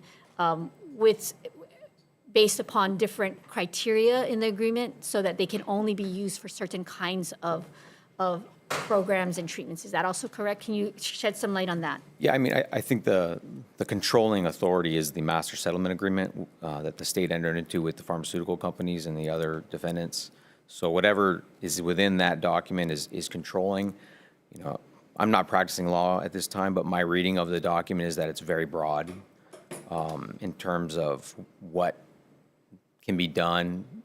Most of it, of course, relates to opioid remediation, but in terms of the subject areas that can be explored and addressed, you know, I think it's everything from current substance abuse treatment that's ongoing and how that can be improved, and then on the other side, prevention. Okay, one final question. The bill alludes to the fact that the state has already received $19 million. What is the current amount of monies in the fund or that has not been expended by the Department of Health at this time? I believe it's around 16 million. 16 million. But sorry, there are a number of projects in place, and so some are pending execution of agreements, and other ones are in the pipeline. Once the details are worked out and approval is given, then those ones will be drafted for execution, and they'll move forward also. Okay, as we move forward, and again, this is another bill that is of great interest to the legislature, in future testimony, if you can provide the committees with what those pending projects are, the amounts to be executed, and what is the status of the MOUs with the counties. I think all of this is consistent with the master agreement. It's also consistent and should be public information. And so as we move forward, you know, we're building the structure around you. Much of the structure is already there because it's already in place by the master agreement, but we want to ensure that there is more legislative oversight, partnership perhaps better because we have to abide by the master agreement, but we need to have more legislative and community stakeholder participation in this process. And so having that information as this bill moves forward is going to be very important. One last thing, I know that you have just been recently hired. I have looked at the master agreement. My understanding is that positions to oversee the management of these funds can come from the settlement monies. Do you know if your position is being funded by the opioid settlement monies at this time? I believe it is, but I would defer to the department on that. I'm not sure how they're funding it. Okay, as we move forward, I think that's something really important because one of the elements in this bill is, in fact, identification of positions that are going to be helping to oversee this council. You are in fact one of those FTEs that would then be funded, and we just need to make sure we align all of these things for the purpose of transparency and accountability. You should also come forward as you're moving forward if there's going to be any other administrative, clerical needs. I understand that you might not just be the only person. Are there other staff that already have been hired? Yes, I have 2 staff working with me. Okay, also funded from the opioid settlement monies. Again, I believe so, but I would defer to the department. Okay, again, this is going to be a conversation we have Sure. over the session. This is a conversation that many states have had with their opioid settlement coordinators. So I look forward to this partnership as we move forward, Mr. I'm going to say Gaventer. Yes, Mr. Gaventer. I do Thank as you. well. Thank you. Any other questions? Questions? Professor Kobayashi. Just a comment. It seems that you perhaps, with AG assistance, should come up with a bill that has as simple a structure as possible, as simple as can be in coordinating with the counties. Because it looks like this will be a large amount of money coming in annually, and we don't need another bureaucracy. Absolutely. Yeah, and just to clarify as well, I actually have engaged the counties already. I was in Maui 2 weeks ago, visited a couple of treatment centers. We have trips lined up to Hilo soon and Kauai, so we are staying in regular contact. Might we get guidance from what other states are doing? I think that's definitely achievable. Many of the states have websites, and there's a lot of information that's readily available. Yeah. I will engage in that comment to my colleague. This bill is modeled off of model legislation from the O'Neill Institute. We had a speaker at our informational briefing who authored that model legislation. So we are in direct contact with individuals who are familiar with best practices around this arena. And so we will be engaging them as well as our partners with DOH and in the counties. Thank you, Mr. Gaventer. Members, any other questions? Thank you. Okay, thank you. All right, members, moving on to House Bill 2253, last bill on this agenda. First up, we have testimony in-person comments, Department of Health. Thank you, Chair, Vice Chair, members of the committee. We have comments, and the main thing, this bill is into 2 sections. Section 1, we would defer to the different law enforcement agencies as to whether they want to require their law enforcement officers to carry naloxone. For Section 2, we support it. It's just that we ask for some lead time in order to implement it. I think this bill, and this was not in our prepared testimony, but eventually this bill should have an effective date. The city and county of Honolulu already passed an ordinance effective January 1st for its bars and restaurants to carry naloxone.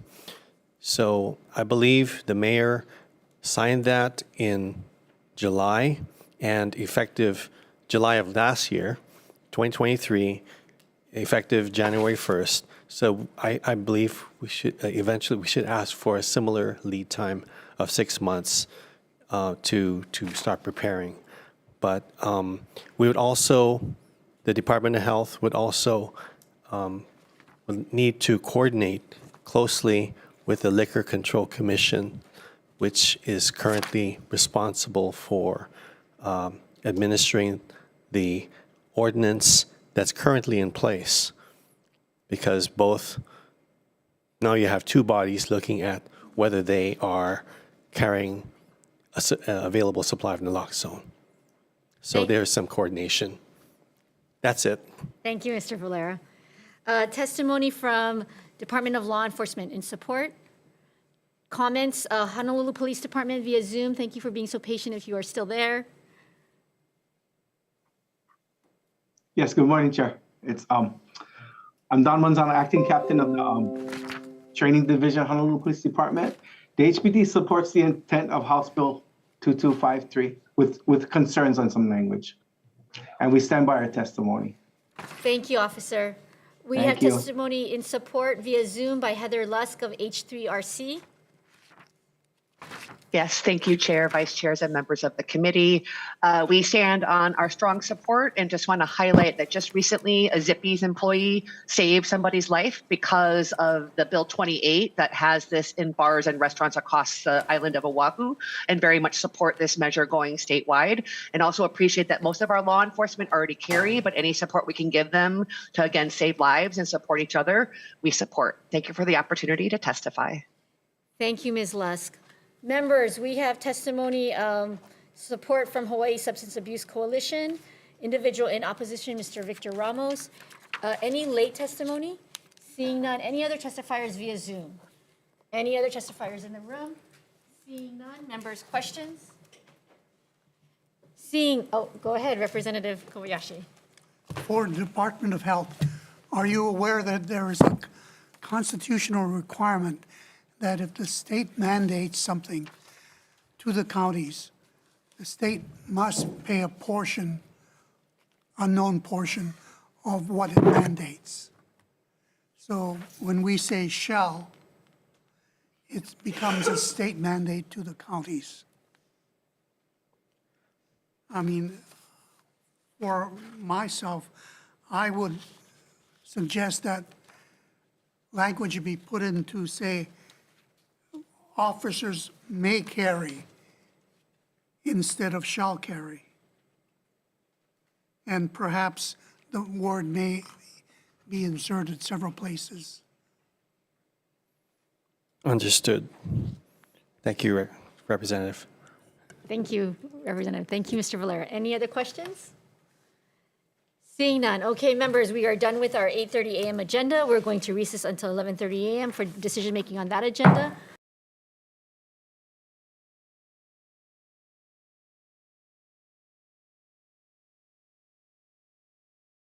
Of mental health that we have been working on since last session. So we are revisiting many of these issues. First up is House Bill 1830.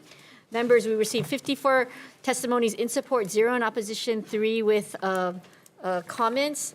This is the measure that would, members, we also received late testimony, which is being passed out you. Members, this is the measure that would be allowing for licensure for provisional or associate level.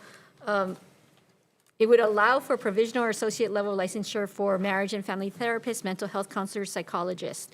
Again, this is a bill that we are revisiting from last session. This is also a bill that's part of the majority caucus package. Up first, we have Department of Health, Dr. Janelle Hernandez Armstrong via Zoom. Good morning, Chair, Vice Chair, and committee members. Thank you for allowing me to testify on this in support of 1830 from a neighbor island. I appreciate it. In short, I just want to say that our testimony clearly highlights a lack of mental health services in our state. This bill allows for safe training and workforce development. And I also just want to point out that we have, within our own division, have been able to hire a number of people who have been trainees. Nearly half of my psychologist positions are former WICHE interns, but we've also lost well-trained people because of current statutes regarding licensure and being able to sit for examinations. So we don't want to lose any more of the people that we've worked very hard to train. It's difficult to get people in the state with this level of training. So we fully support this bill. It would allow for better access to mental health care for those in the state that need it. Thank you for the opportunity to testify, and I'm available for questions. Thank you, Dr. Armstrong. Please stay on. There may be questions. In person, we have DCCA comments. Good morning, Chair. My name is Rochelle Araki, Executive Officer for the Department of Commerce and Consumer Affairs. We stand on a written testimony providing comments. Thank you. Thank you. Office of Wellness and Resilience, Ms. Harstock, wonderful to see you here. Aloha, Chair Bellotti, Vice Chair Takenuchi, and members of the committee. Tia Hartsock, Office of Wellness and Resilience. We're in strong support of HB 1830. As you all know, there is a shortage of mental health professionals in the field. Passing this bill would allow us to, as a state, to engage and retain, as Dr. Armstrong stated in her testimony, reflecting on the Maui wildfires. This is going to be even more critical to be able to provide the needed support in the mental health field, not only for survivors, but supporters and practitioners that are in the field as well, working on a day-to-day basis. So thank you for the opportunity to testify. Aloha. Thank you, Ms. Harstock. Board of Psychology, comments in person, Mr. Christopher Fernandez. Good morning, Chair Bellotti and members of the committee. I'm Christopher Fernandez, Executive Officer to the Board of Psychology. I'm here to stand on the board's testimony offering comments. Thank you, Mr. Fernandez. In person, HMSA, comments?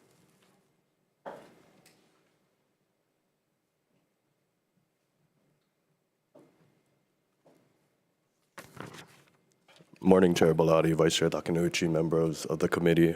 Walden Al from HMSA, just here to stand on our written comments. Thank you for taking up this measure. Thank you, Mr. Al.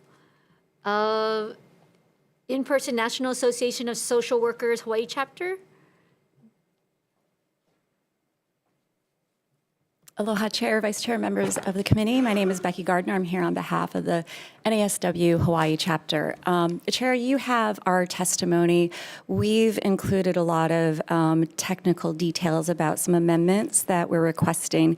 I just wanted to highlight for the social workers, there's the use of the term intern that I think sort of throws off sort of the perception that the interns the interns seeking a license as a clinical social worker aren't already masters in social work. So we just wanted to correct that, and also it would be in parity with the other changes being made to the marriage family therapist and the mental health counselor. I have further things to add with the for the marriage family therapist. I can wait until you call that. Okay. Thank you. We have Hawaiian Islands Association for Marriage and Family Therapy in support. That's you. Hi, that's me again. So similarly, when you look at the new language for mental health counselors and the marriage family therapists, it looks like the drafters had pretty much copied the licensing language and put it in to deem it for associate licensing. But after careful analysis, it seems like they took the requirement that the examination needed to get your full license is also required for associate license. And I think that was just an inadvertent error with the wholesale language being copied and pasted.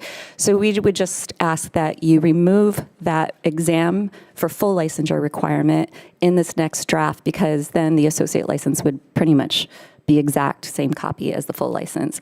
And just to know, in that vein, there are several measures that are substantially similar to this proposal, except this particular measure requires psychologists to take their EPPP full licensure exam after they finish years of supervised experience. And based on my conversations with multiple psychologists, a lot of them will go to the mainland, take the test there, and then figure they might as well stay because it's cheaper, and they don't come back. And the issue that we've discovered is that the regulation on the administrative level requires this EPPP test after all of that supervised work. So it's a long time to wait before taking that test. You could go to the mainland instead, take the tests right after finishing your PhD, and then work towards your hours. And then after you finish your hours, you can get your license. We believe that this is a barrier in, harmonizing with. We'd like that removed so it harmonizes with the ask for the other therapists and the mental health counselors. We also see on the American Psychological Association's website that they recommend that this EPPP test be taken right after graduating.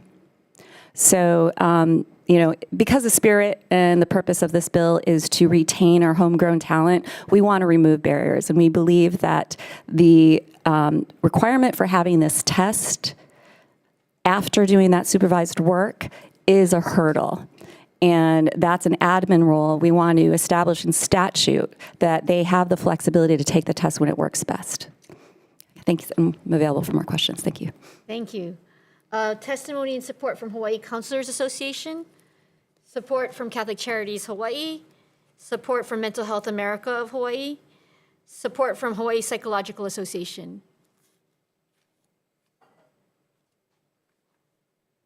Good morning, Chair, Vice Chair, distinguished committee members. I'm Alex Lichten. I'm the legislative chair for the Hawaii Psychological Association. We're in very strong support of HB 1830, which would address the very acute provider shortage of mental health practitioners. Hawaii ranks one of the worst. We have one of the longest shortages, longest wait periods in the entire country. The bill would allow, for psychology, this would apply to folks who have completed their doctorate and just need 1 year of supervised experience for full licensure. The bill would allow their supervisors to bill insurance companies for the trainees sessions. That would bring in money to agencies, and psychologists in private practice could then afford to hire trainees. This bill would typically, postdocs getting their final year of supervised experience work for very little money, and those who are not affluent sometimes give up or more likely move to the mainland, where 21 of the 37 states that we surveyed have associate licenses for psychology. Also, it would speed up the process. As Becky Gardner mentioned, this would allow folks to take the licensing exam earlier, and that is recommended by the American Psychological Association. Finally, there is money for DCCA to implement this in the bill. And we hope that you will pass the bill and also implement as soon as possible. Consumers are already waiting sometimes many months to see a psychologist. So, waiting 2 years for this to take effect would be a further hardship on the consumers. Thank you very much for the opportunity to testify. Thank you, Mr. Lichten. We have testimony and support from Hawaii Disability Rights Center. Testimony and support from Pauhana Counseling LLC. Numerous testifiers in support. Any testifiers via Zoom? Any testifiers in the room? Ms. Gardner, please come up. And any late testimony?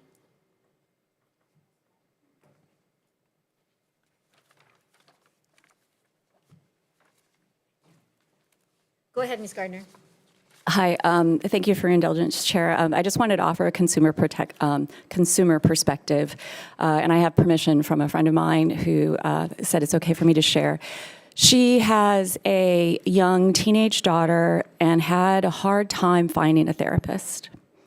And she eventually did find someone who was an MFT intern who was working under the supervision of a licensed marriage family therapist. But because the insurance was not available for the reimbursement, she had to pay out of pocket.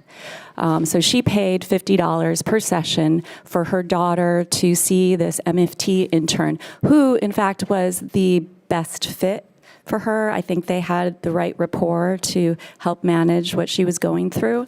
But I note this because the testimony from the DCCA extends some concern about consumer cost and the increase in consumer cost. And based on the experience here and of many others, actually it becomes more expensive for consumers when there is a dearth of providers, and perhaps the only ones who are available are those who have to charge because insurance reimbursement isn't available. She paid $50 for a session with an MFT intern, and I will just note that when I COBRA'd my own PPO plan from working with the state, I had to pay over $35 for a copay to see a doctorate psychologist. And so the concern about consumer costs is actually very different from that which is portrayed by the DCCA. And I'm available for other questions. Thank you. Thank you, Ms. Gardner. Members, we did receive late testimony from a number of individuals, not organizations. Members, any questions? Seeing none, moving on to House Bill 1831. This is another House Majority Package bill relating to crisis intervention. This would create a pilot program for behavioral health crisis centers and appropriate funds for this. Members, we've had a number of informational briefings related to this project. And also had just lots of extensive conversation last session. We received some late testimony, members, being passed out to you. First up, we have Department of Health in support with comments.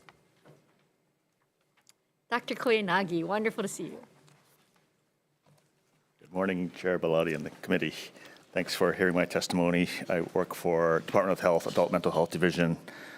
We are strongly supportive of this measure, and we are proposing the creation of a pilot project which will create 2 behavioral health crisis centers. Behavioral health crisis centers will be a very important addition to the crisis continuum, and I stand by the rest of the testimony.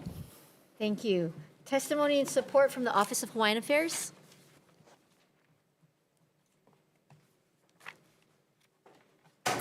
Aloha kakahiaka, Chair, Vice Chairs, members of the committee. My name is Keopu Relitz. I'm the Director of Advocacy with Office of Hawaiian Affairs.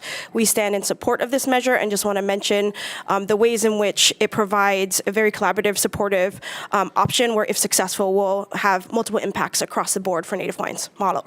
Thank you. Judiciary in support, Mr. Rod Miley or his designee.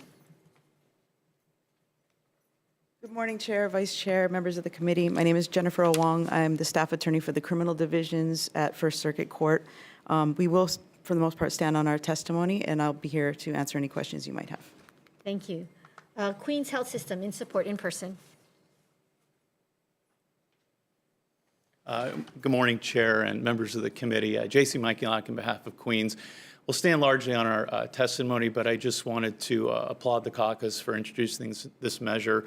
As you know, we briefed the committee, the policy committee, this summer, or late last year, actually. We have over 400 ED visits related to behavioral health every year. Almost 1,700 of those get checked in into our system. So anything we can do to help divert folks from our ED and get them the care that they need is greatly appreciated. And also just want to remind you that this is the first part of a larger continuum of care. So we addressed this piece, but there are lots of other parts of this system that need help as well. Mahalo. Thank you, Mr. Mikulinek. If you could be sure to stay here, there might be questions. In support, Hawaii Substance Abuse Coalition. In support, Wesley Munn, United Self-Help. New role. Wonderful to see you, Mr. Munn. Thank you, Chair Bellotti. Good morning, Chair Bellotti, Vice Chair Takanouchi. I'm Wesley Munn with the United Self-Help. United Self-Help supports this bill. United Self-Help is the only consumer-managed and operated organization which fosters consumer empowerment, engagement, and peer-supported recovery. This measure, if passed, will enhance the Department of Health's ability to assist consumers in the community through crisis intervention and diversion. United Self-Help presently works with the Department of Health, Adult Mental Health Division, and the Alcohol and Drug Division. AM HST refers consumers to our programs and support groups, while United Self-Help refers consumers in crisis to their lines as needed. United Self-Help is also a provider in the ADAD Continuum of Care Service Array. If this program, as described in the measure, they will become a strong United Self-Help partner in meeting the needs of the recovering consumer in the community. United Self-Help anticipates and looks forward to a collaborative relationship with the program. Thank you. Thank you, Mr. Munn. We have testimony in support from Lou Erdeshik and testimony in support from Liam Chin via Zoom.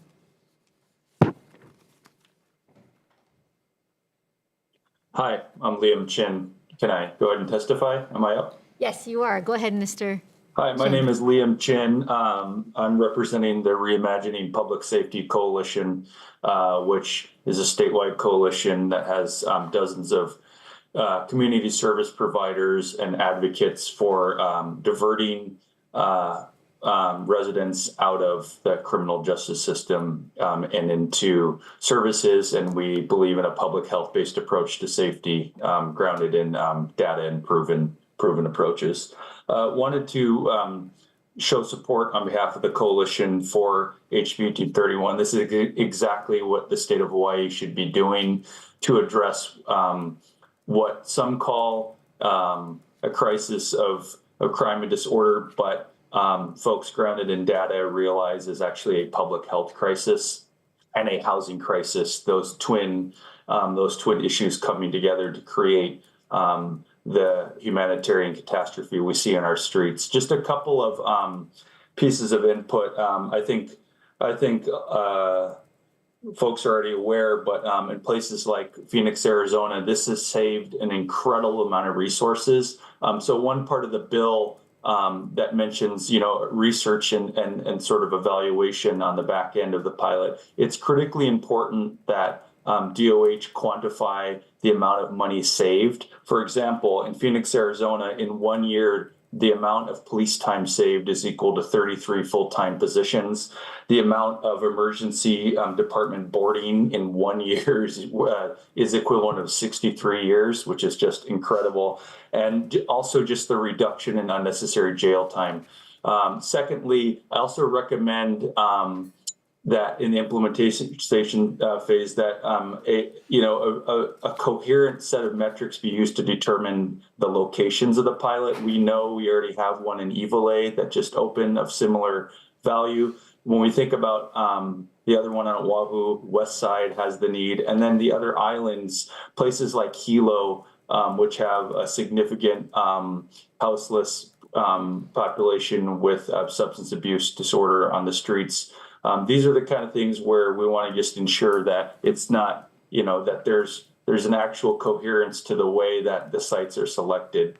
And lastly, just reminding folks that according to Department of Public Safety, 40% of all people in jail in Hawaii are homeless. So this is going to be a huge, if implemented correctly, this is going to be a huge step forward, and we're in full support and appreciate this bill being pushed forward.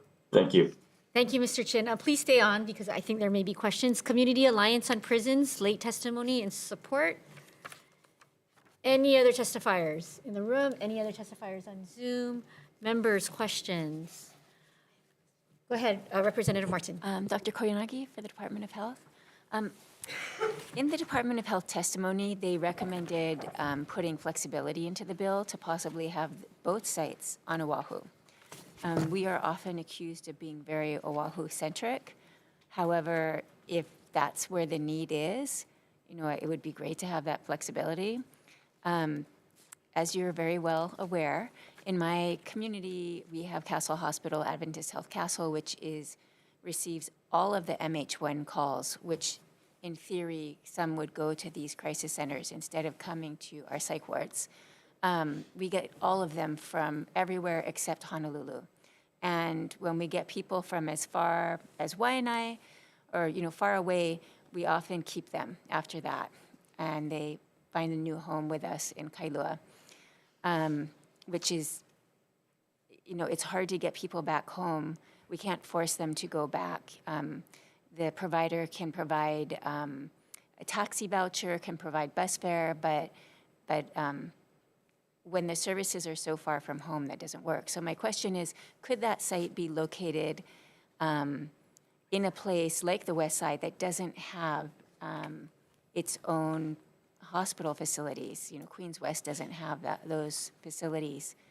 Or where would you think of putting a second site if it was on Oahu? I assume one would be downtown. So as considering Mr. Chin's excellent testimony, which talks about Arizona's continuum of care in particular, the rationale for the BHCCs are largely to alleviate the workload that police is expected to expend to help people in crisis, and there's big cost savings that way. It also decreases boarding and amount of time people spend waiting in ERs for assessment and sometimes not even getting evaluated. So we've had a lot of conversations with the Arizona state, and the justification for a behavioral health crisis center in a particular jurisdiction depends on a lot of factors, including the amount of police interventions in the community and existing resources. The first BHCC, which we're going to open soon, will be in Evelay, and the second one, the analysis of where the next best site would be would depend on. There's a crisis calculator which determines the amount of population and amount of beds expected to be required in the realm of crisis beds, and so for Oahu, it's in the 50 to 60 beds for the observation. For some of the other smaller islands, the crisis calculator doesn't speak to the need for a traditional BHCC. On a separate but related note, on Maui, we have opened the CCBHC, which is Community Certified Behavioral Health Center, which is a model that a lot of the federal government is trying to encourage a lot of states to open. So on Maui, we're hoping to have more of a crisis system built within the CCBHC. Hawaii Island is the next county which will have CCBHC, and which we hope will incorporate a crisis model. And because again, the numbers for these smaller islands maybe don't speak to a justification for traditional BHCC. Having said that, I understand your concerns about the difficulties with arranging appropriate dispositions for patients once they go to the ER and get admitted, not get admitted. As of now, I think the strongest justification for a second Oahu site would be on the west side also. Thank you very much. Thank you, Chair. Thank you. Members, any other questions of Dr. Koyanagi? Doctor, I have a question for you. And I'm not sure if I should address it to Queens or to you, but I will address it to you first. Since our last informational briefing with respect to these behavioral health crisis centers, which Evelay is cited to be one of the first pilot programs, has there been conversations with the contractor who oversees the emergency department diversions? Because as Representative Martin indicated, right, Castle is one facility, Queens is another. But have you engaged in conversations? Because part of this pilot project will involve working closely with the contractor for that. Have you engaged in those conversations? The agency which has received the contract for the BHCC services will be Care Hawaii. We've had multiple meetings with Care Hawaii, as well as the folks at Queens who oversee or run the MHEW program. And so we are in constant dialogue about the processes by which patients can be directed to the BHCC. Because of the process of becoming familiar with a smoothly running BHCC, it's going to take a little bit for, and some statute changes for the facility to eventually get to the point where it's a no wrong door place that can take walk-ins and walk-ins all the way to patients brought in by police who are involuntary patients. So while we have a softer start, we are working with MHEW and Queens and Castle to figure out who are the best patients to come to us. And in the case that patients have to go to a psych hospital and are not safe to stay at the BHCC, we'll work with those two hospitals in particular. Okay, just a quick clarifying question, because there were so many acronyms in your response. HMEW is what? Sorry, the mental health emergency worker is the contract we have currently run by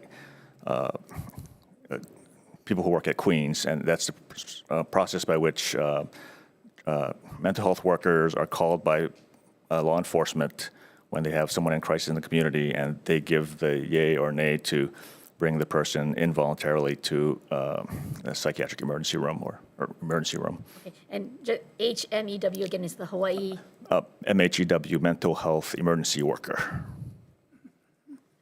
Emergency Worker Program. Yes. Okay. And this is integrated into the EMS system, correct? At least on the island of Oahu, because it's about the diversion when you find someone decompensating on the street and you determine do they go to the emergency room, or when we get these pilot programs up, do they go to the Crisis Stabilization Center?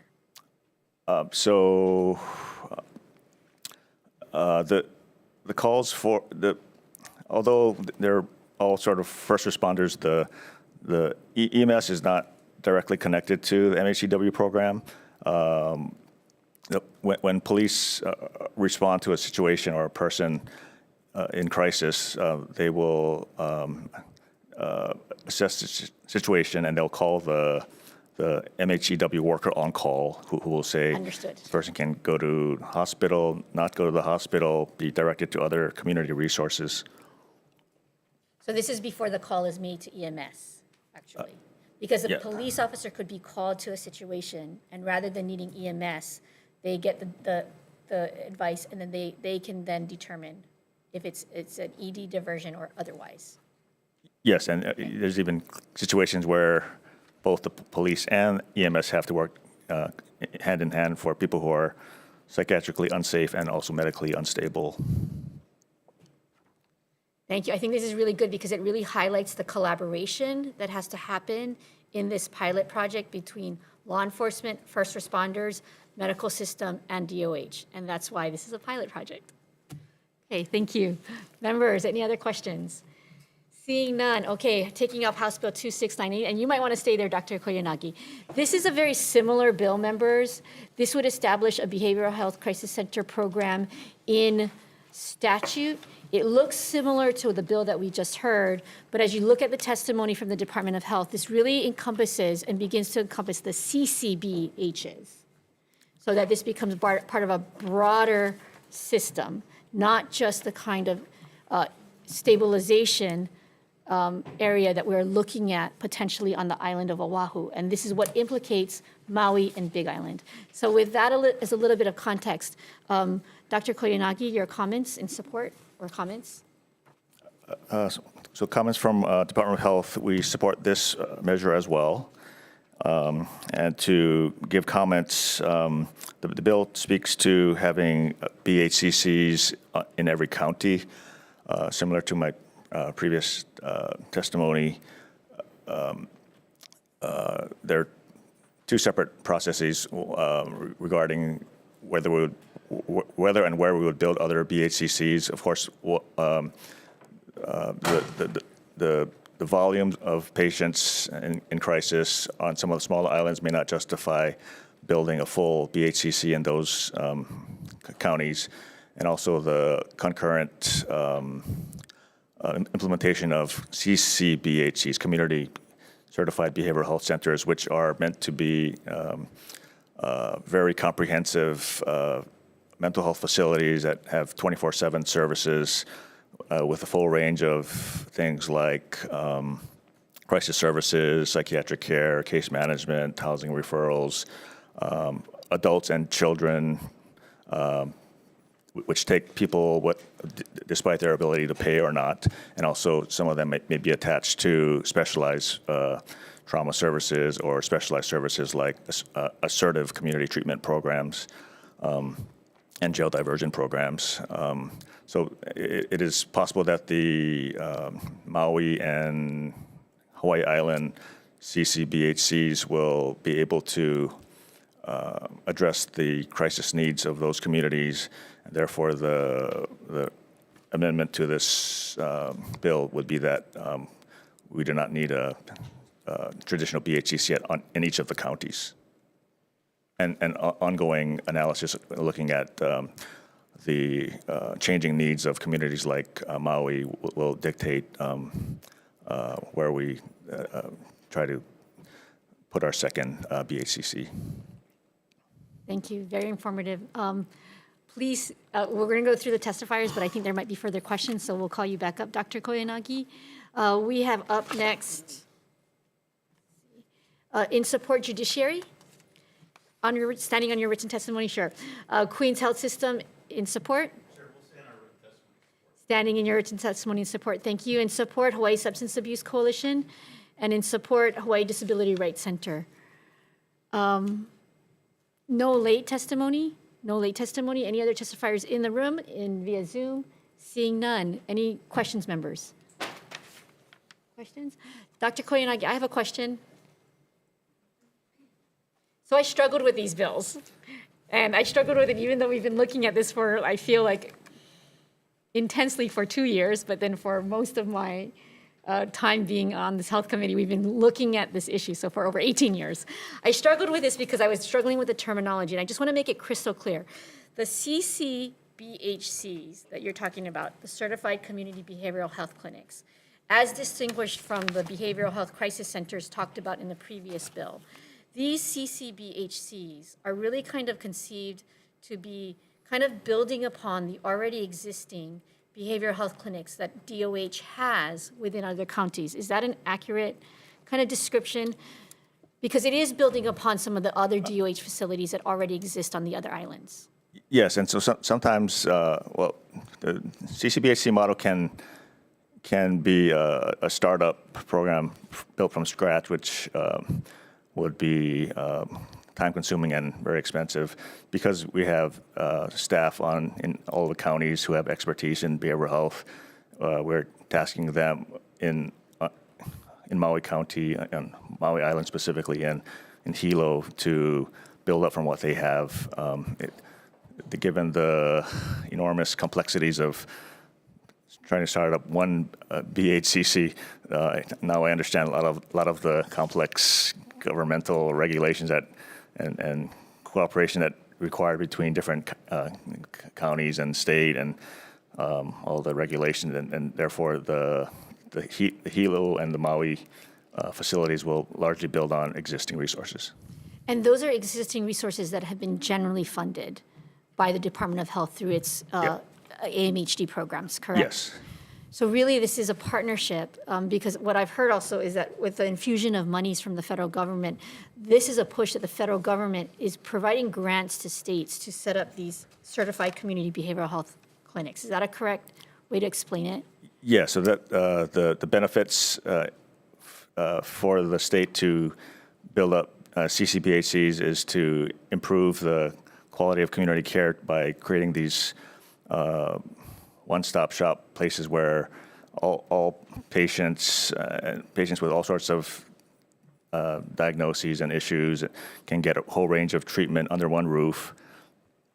And also the other thrust is because of the federal match that can happen that brings in a lot of federal resources to build up existing resources in state jurisdictions. And then, as another clarifying question, before this effort by the federal government has come in to help boost up the states with all of these mental health facilities, which is much needed, so I appreciate that the federal government and our federal partners want to do this.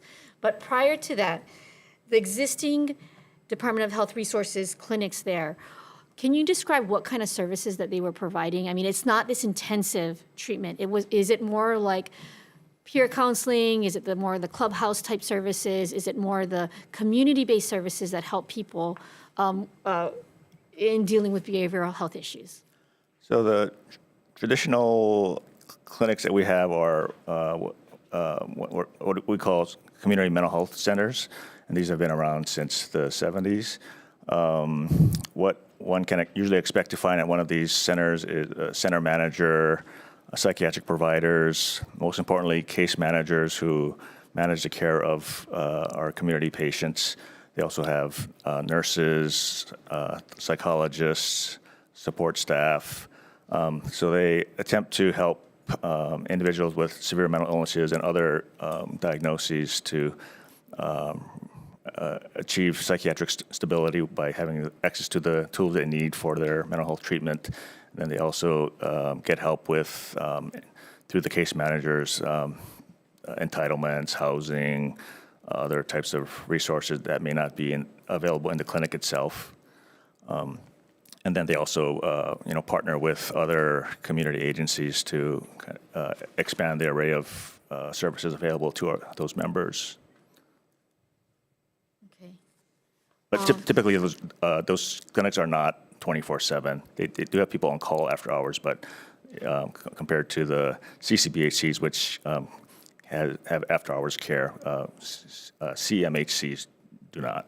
So they're typically 8 to 4:30 business hours and very unable to support if the system is needed for broader time periods. The after-hours, the Hawaii Cares line takes over, and there's a different layer of crisis workers and after-hour support that is provided to the patients. Very helpful, and I see that there might be someone also from AMHT. You might want to elaborate on this, and I think this is really important, and we need to spend the time on understanding this, because this is part of that continuum of care that we've been talking about, from hospital to community. Hi, Chair. This is, I'm Courtney Matsu, the Medical Director and Acting Administrator for Adult Mental Health Division. So I just wanted to clearly identify the difference between the CMHC, which is the Community Mental Health Clinic, which is what we have been operating for many years, and the CCBHC, which is the Certified Comprehensive Behavioral Health Clinic. So the main difference is with the CMHC, our clientele, we have a very strict eligibility criteria, and so we have been treating primarily the severely mentally ill population. And with the CCBAC, we're able to expand that, so we won't have any eligibility criteria. We're able to see all types of patients, whether they're severely mentally ill or not, as well as all ages. And so we could see pediatric age range patients, as well as there's no, we can see folks who have insurance and those who don't have insurance. So really, it is the whole gamut. So I just wanted to point out that clarification. That is actually a very important clarification. Thank you very much. And it makes sense why I think the federal government is stepping in to help us and why we need to take advantage of that partnership. Thank you. Thank you. Thank you. Members, any other questions? This has been very enlightening. Okay, seeing none, we're going to move on to House Bill 2451. This is relating to mental health, telehealth. First up, we have State Department of Health. Dr. Matsu. The Department of Health stands on its written testimony. We did provide some amendments, and I'd like to clarify on one. It's the request to change the reference to Section 704-404 to Chapter 704, and really it just provides clarification that these court evaluations would include all types of exams under that, and not just focused on fitness evaluations. And this is something that is already being done. Thank you. Thank you, Dr. Matsu. Support with comments, judiciary.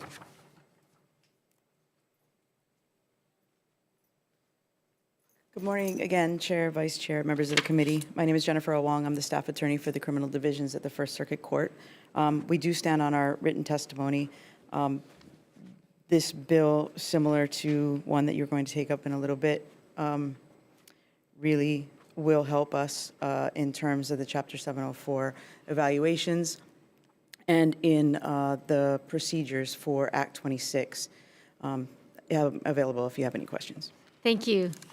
We have testimony, comments via Zoom, Hawaii Disability Rights Center. Mr. Lou Erishek. Yes, thank you. Good morning. There's a lot in this bill that I think is excellent.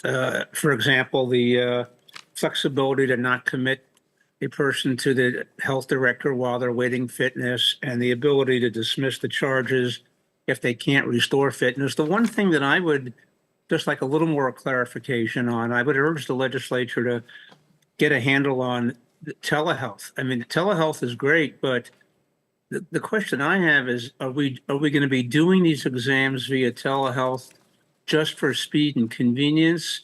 And is there any concern that the exams may be a little less accurate if you don't have the nuances that you can pick up when you're doing an in-person examination? And so, I mean, the determination is crucial to the outcome of the case. So I would just take a look at that issue and maybe get a better explanation as to why the bill seeks to expand the use of telehealth. That's all. Thank you. Thank you, Mr. Erdeshek. Hawaii Substance Abuse Coalition in support from Mr. Johnson. Any other testifiers in the room? Any other testifiers via Zoom? Any late testimony? Seeing none, members' questions.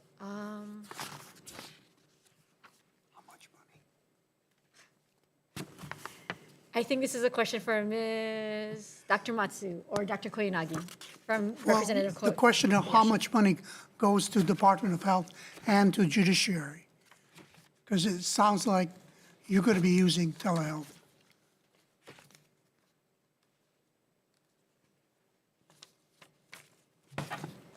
Yes. The question is, what are the financial resources to do this program for the telehealth purposes? I believe there was a, if not in this bill, in another bill for amount of about 2.5, if I'm not mistaken, and that was for equipment. But I would have to get back to you on that for a firm number. Oh, sorry, I got it. 500,000. Okay, thank you. Maybe as a follow-up, Dr. Matsu, are some of your examiners already using telehealth procedures for some of these kinds of examinations? My understanding is there has been, we do use telehealth in different settings. This would help in the sense that we are currently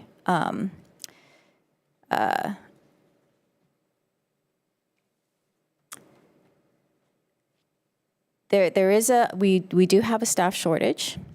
There's a lot of time that it takes for folks to travel and get through the process to see the defendant, to do their evaluations.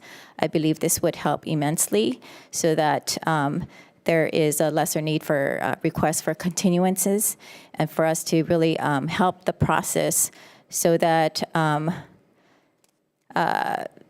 it could ultimately impact lengths of stay at the state hospital for folks who are waiting for the evaluations to be completed. Okay. And then there are telehealth services at the Hospital. At the hospital.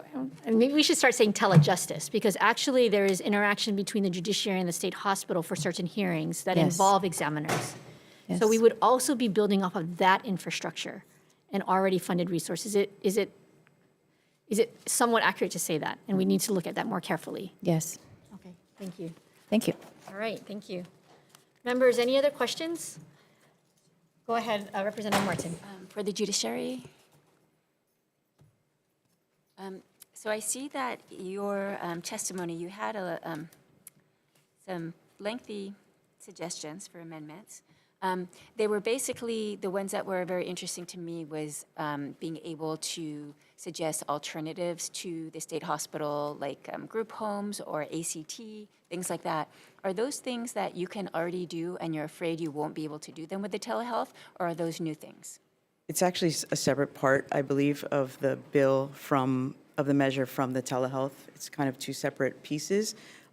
Those suggestions are more directed to the part that is trying, in this bill, would amend what we did in Act 26 and basically remove. There was a lot of discussion when Act 26 came about. There was a lot of things that got removed from what the original bill was. And these are some of the items that we had wanted in there from the beginning, because ideally what we want is for somebody who's coming in one of these cases, these jail diversion type cases in Act 26, is we want them to be able to come in, be stabilized. If they need to be, if we can't just tell if they're unfit or fit right away, we commit them to the hospital, have them evaluated, have them assessed. If they're going to remain unfit, we would certainly dismiss the case. But we also don't want them just released into the community. We want to be able to have them assessed to see if there's anything we can do in terms of getting them case management, if ACT is an option, if involuntary hospitalization is necessary because they're dangerous. Those kind of things are what we want in that 7 to now 14-day period to happen while they're at the hospital, or in this proposed language, released pending that second evaluation. Right now, if we were to remove even the reference in the current law that says that the Department of Health can at any time assess them for ACT or involuntary treatment, our concern is that that will no longer happen and they will just be released, and we are back to the revolving door and circulating these people back in and out. We're just making it in shorter or even longer periods, because sometimes they would just come in. If it's a petty misdemeanor, they do credit for time served, they're out in 2 days, as opposed to trying to get them stabilized and then into outpatient treatment. We're not trying to get these people committed for long periods of time, but we're trying to make sure that they have the services available to them on the outside so that they're not they don't keep coming into the criminal justice system. Thank you. Thank you for helping me understand how that fit in. Thanks, Chair. Thank you. All right. Any other questions? Again, really good questions, and I think it's going to actually help us amend all these series of related bills. Moving on to House Bill 2159. This is also related to assisted community treatment. Members, we have support, one testimony in support, and one set of comments. Hawaii State Hospital Behavioral Health Administration in support.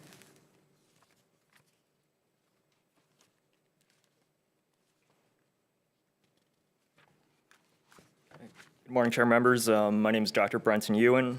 I'm the medical director at the Hawaii State Hospital, Department of Health. Our department stands by its written testimony in support of House Bill 2159, but we're available to answer any questions. Okay, thank you, Doctor. We have comments from Mr. Lou Erdeshek. You can Yes, take that, Doctor. yes, thank you. Here's the problem with this bill. There's nothing inherently wrong with having the Attorney General assist in these cases, but I was around when the legislature first passed the ACT law, which was many years ago, and at that time they were represented by the public defender. Most of the cases were brought by unrepresented petitioners. It was usually family members, and so what was happening is that there were concerns that the public defender was aggressively fighting these cases. The petitions were getting dismissed because the family members didn't have lawyers. And so a few years ago, the legislature took away the right to have a public defender represent these individuals and substituted a guardian ad litem, which obviously is not the same thing. The guardian ad litem is going to advocate for, the so-called best interests, which may very well be to take the medication, obviously, whereas an attorney is going to advocate, more aggressively potentially. And so I didn't agree with the decision that the legislature made, but so be it. I certainly respect the decision that was made. The problem, at the same time, people probably could use the services of an attorney general on the case, but think about it. What you're doing, if you then have the attorney general represent the petitioners and the respondent doesn't have an attorney, it seems to me that you are treading into some very serious due process constitutional concerns. And so I think what needs to be done is to question how do you want these proceedings to be? When the right to counsel was taken away from the respondent, I think the theory was that this was more of an inquest that the court would make that would look at what was good for the individual. But if you're going to bring the AG in, then maybe what you ought to do is just turn it into a full-blown adversarial proceeding like it used to be, or like civil commitments are, and then restore the right to counsel. I mean, I just don't see how you can have the AG represent the petitioner and not have the respondent represented by either the PD or court-appointed counsel. So I think that's the policy issue that the legislature needs to look at. Okay, thank you. Thank you, Mr. Erdeshek. Any other comments? Any other questions? Anyone here? Go ahead. Sorry. Go ahead, Representative Martin. So this would be for, we don't have the AG's office here, do we? No. I guess for the Department of Health then, trying to understand the concerns that were just expressed. The AG's office, they're asked to help prepare the petition. They're not being asked to litigate or go and represent them in court. Is that accurate? Yeah, so I think my main concern right now is as far as the limited or lack of utilization of ACT has been the lack of familiarity by clinicians with it. And I think at least having a legal expert, somebody with legal experience to liaise with them with the legal system and the legal landscape, I think is ultimately what I'm hoping is going to improve uptake of ACT. Thank you. Thank you. That was exactly the question I was going to ask. And actually, I think if the AG's office is listening, that they need to weigh in on this as this bill moves along. Dr. Koyanagi. Can I give additional testimony on behalf of Department of Health? So I've been fairly involved with the ACT process from the beginning. This bill mainly says that the AG's office will receive and process the ACT petitions, or what they call MH10s, in the same way that they do for MH6 civil commitment hearings. That should be in place. There's no other. If it's an analogous procedure to a civil commitment, it should go through the AG's office.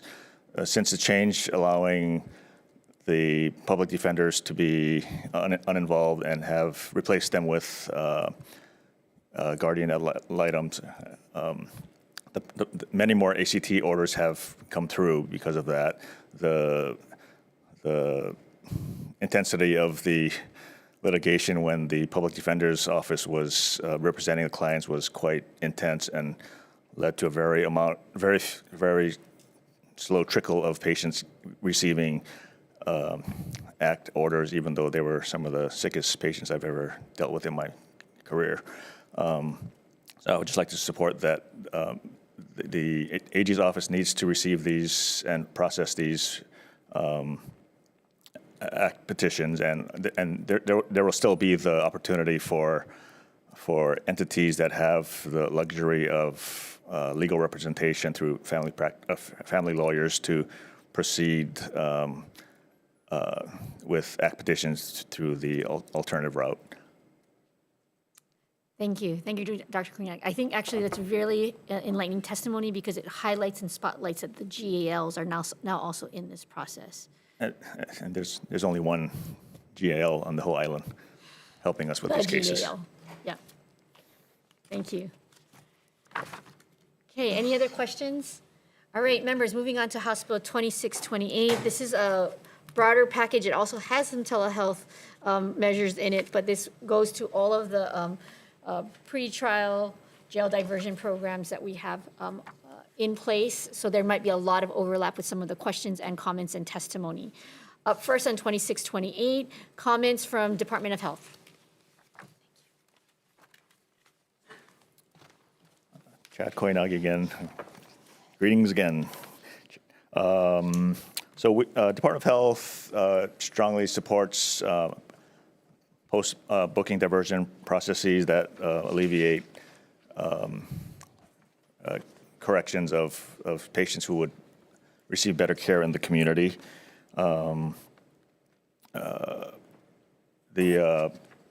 Few comments. The Miami-Dade model, which is often referred to as a well-funded machine of a large 200-bed facility and all the associated mental health programs that come within it, including embedded courts, and therefore to try to emulate that model would be enormously expensive and would require legislature to determine where those funds would come from. Thank you, Dr. Koyanagi. We have testimony and support from the judiciary. Good morning again, Chair, Vice Chair, members of the committee. My name is Jennifer Owong. I'm the staff attorney for the criminal divisions at the First Circuit Court. We stand on our written testimony in strong support with the request that we reinsert the appropriations that were in House Bill 1442 HD2 SD1. Thank you. We have testimony, comments from the Department of Corrections and Rehabilitation. Either in person? In person, thank you. Good morning, Chair, Vice Chair, and members of the committee. Frank Young, Department of Corrections and Rehabilitation, Intake Service Centers, providing testimony on behalf of Director Tommy Johnson, who apologizes for not being able to make it. Oh, sorry, here. Sorry. So, like you said, it's a large bill. The measure has 4 parts. So I just want to highlight the parts. So the first part, dealing with jail diversion, we do support the intent. We're just want to make note that jail is the most expensive way to provide and least effective. As far as part 2 goes, again, we support telehealth. It's to expedite the process. We just ask that we be given appropriate allocation to implement telehealth within the facilities. And as for part 3, again, in support with comments that we add the new nonviolent misdemeanor offenses as well to that.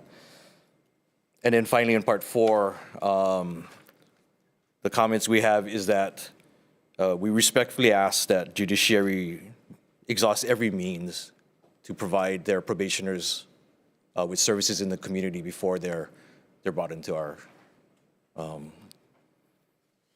jails and prisons. So thank you for the opportunity to testify. We're available for questions. I think there will be questions, so please hang on. We have comments from Hawaii Disability Rights Center. Yes, thank you. I think almost everything in here is really excellent. The idea of screening these people is terrific. The one question I have is even putting people on probation and making that a condition that they receive mental health treatment, I think is a good idea. There is a provision in there that says that if they cannot benefit from the mental health treatment, their probation gets revoked. And so I was wondering about that. I mean, what happens in a scenario where somebody is compliant? I mean, I could see if they're not compliant, that's one thing. But if they're compliant and it turns out that the treatment that was proposed somehow didn't work, is that then fair to revoke their probation? So I would take a look at that. And if I may, Representative, just for a second on that last bill, by the way, the current law is that the AG assists in the preparation of the petition, but this bill clearly expands it to presenting the case at the hearing. So that is a major leap forward. Okay, thank you. Thank you, Mr. Artishek, and thank you for that additional comment on the previous bill. We have testimony in support from Hawaii Substance Abuse Council. Any other testifiers in the room? Any other testifiers on Zoom? Members, any questions? I have a question for Mr. Johnson or Mr. Young, and probably Mr. Young. This is the first time. This is historic. DCCR is here in the Health Committee. I will need to let Representative Ganadin and Representative Tarnas know that this is a historic day, and I really, really, really appreciate the fact that you are here. I think this testimony is going to help us move forward. I wanted to ask about the resources needed for the mental health examinations and the telehealth. So understanding that some of these reforms and requests, and maybe it's even more than just in this bill, but in others, right? What are the capacity for your jails and the prisons to do these kinds of telehealth / telejustice examinations and what are the resources you're going to need. And I really want you to we went through the pandemic and we did a lot of things via telehealth and telejustice. So I really want to ask to be very realistic, because if we've already done it, we've already sort of done it, and we had some additional resources, but we also did it within the resources that we had. So can you explain what kinds of things you would need to do this? So similarly, from my understanding, yes, we did put booths in the correctional centers, primarily to interface with the courts. So we didn't have to transport inmates to court. Ideally, we would like similar booths in the correctional centers, more closely related to where the mental health unit or behavioral health units are. So similar, I don't know what the costs would be on that. But basically adding more telehealth for the, specifically for examinations, we wouldn't necessarily want to tie up the time that we've already doing with the courts. What I would urge you to do is look at what you did during the pandemic with the resources that you did have. If those assets continue to remain with the facilities, which I hope they do, and some of them probably have been kept. I mean, you continue to have examinations or interactions with both the courts and the state hospital. So I imagine that you have some of these assets in place. I would also urge you to look to what the library system is doing. This committee heard during the interim that they are trying to create hubs at libraries for the very purpose of doing telehealth services. If the libraries have moved along in this process, we do not need to recreate the wheel, much like the Lieutenant Governor is doing with standardizing the building of preschools. We need to look at how we can standardize the building of telehubs in all of these state facilities that will help the coordination of services.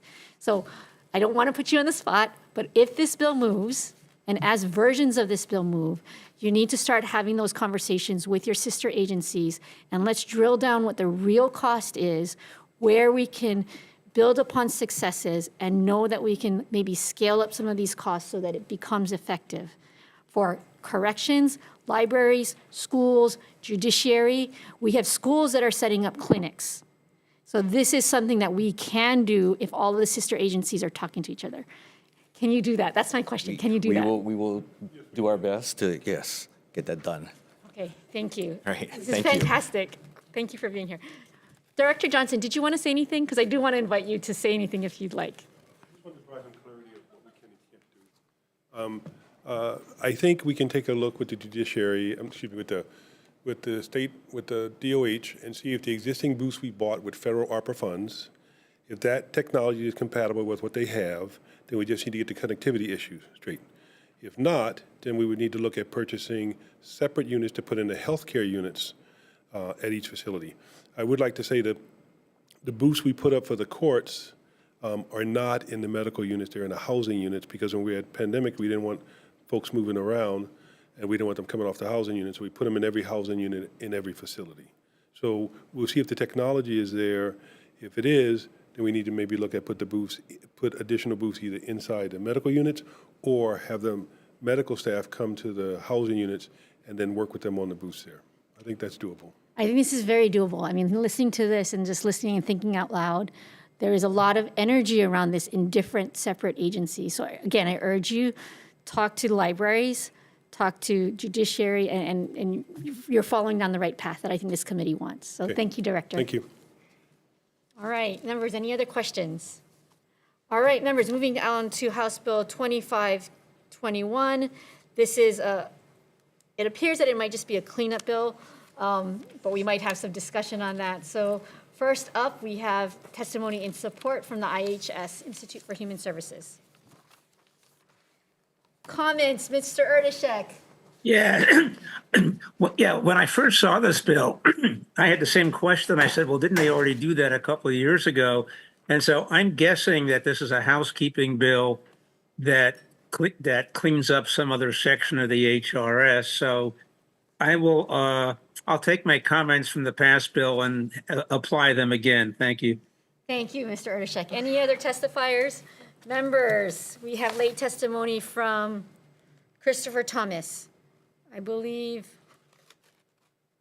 late testimony in support.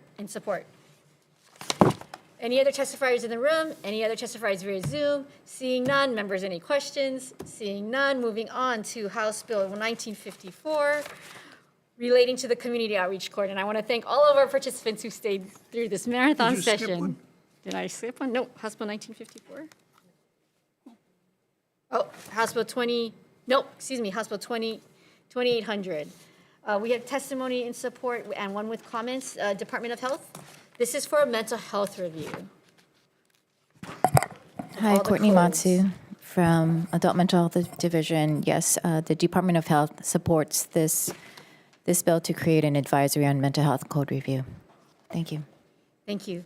I will have one question, so stay up there, but Mr. Mikulánek, Queens Health System, comments. Thanks, Chair. J.C. Mikulánek on behalf of Queens. We'll just stick to our written testimony. I think if you're going to be doing this review, it'd be good to have a representative from Queens or Castle on there, since we received most of those cases that we just discussed in the earlier bills. Thank you. Thank you, Mr. Mikulánek. No other testifiers? None in the room, none via Zoom. Questions? Dr. Matsu, one quick question. This is an excellent bill, and we desperately need this. Would the governor's team be able to start to launch this mental health review instead of waiting until 2025? Could we start it in 2024? I'll defer to the governor to designate his team. Okay, because this I view is something that, with the governor having a team dedicated to kind of all of these mental health issues under the direction of Dr. Champion, that this might be something that they can actually begin to start to initiate in 2024. I'd be happy to go back to the director and discuss and make sure we can collaborate. Okay, thank you. Thank you. Members, any other questions? Okay, seeing none, moving on to House Bill 1954. Now this is our Community Outreach Court Program bill.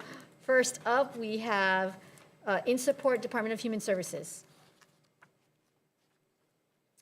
In support, Office on Homelessness and Housing Solutions. In support with comments, Judiciary.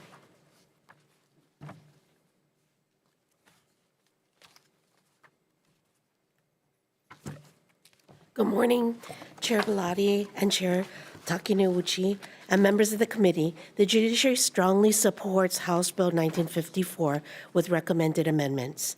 This bill will help the COC's staffing, funding, and resources. Right now, our court personnel are not exclusive to the Community Outreach Court. Operating a court in the community requires equipment, personnel, security, tables, chairs, tents, and paper. We're borrowing staff, equipment, and resources from other courts and programs to sustain and expand the program. As we do that, we leave gaps in the court or programs. The Community Outreach Court program is a collaboration between 3 agencies: the Prosecutor's Office, Public Defenders, and the Judiciary. It is through the joint agreement that the program is sustained. The program provides houseless population access to the courts and links them to services. We have 24 partner agencies that work to help the COC clients. The mobile court is held in Kaneohe, Waianae, and Honolulu. The purpose of the bill is to permanently establish and appropriate much-needed monies and positions. Our partner programs assist our clients with SNAP benefits, replacement ID, employment, clothing, transportation, child car seats, food, housing, school supplies, bed linens, bus passes, and wound care. We would like to sustain and expand the program, but cannot do so without the partnership of the 3 agencies and funding for staffing and resources. We respectfully recommend that the amendments to the House Bill 1954, the term defense attorney will appear on page 4, line 12, be replaced with the term public defender, and section 4 rules found at page 5, lines 4 through 6 be eliminated in its entirety.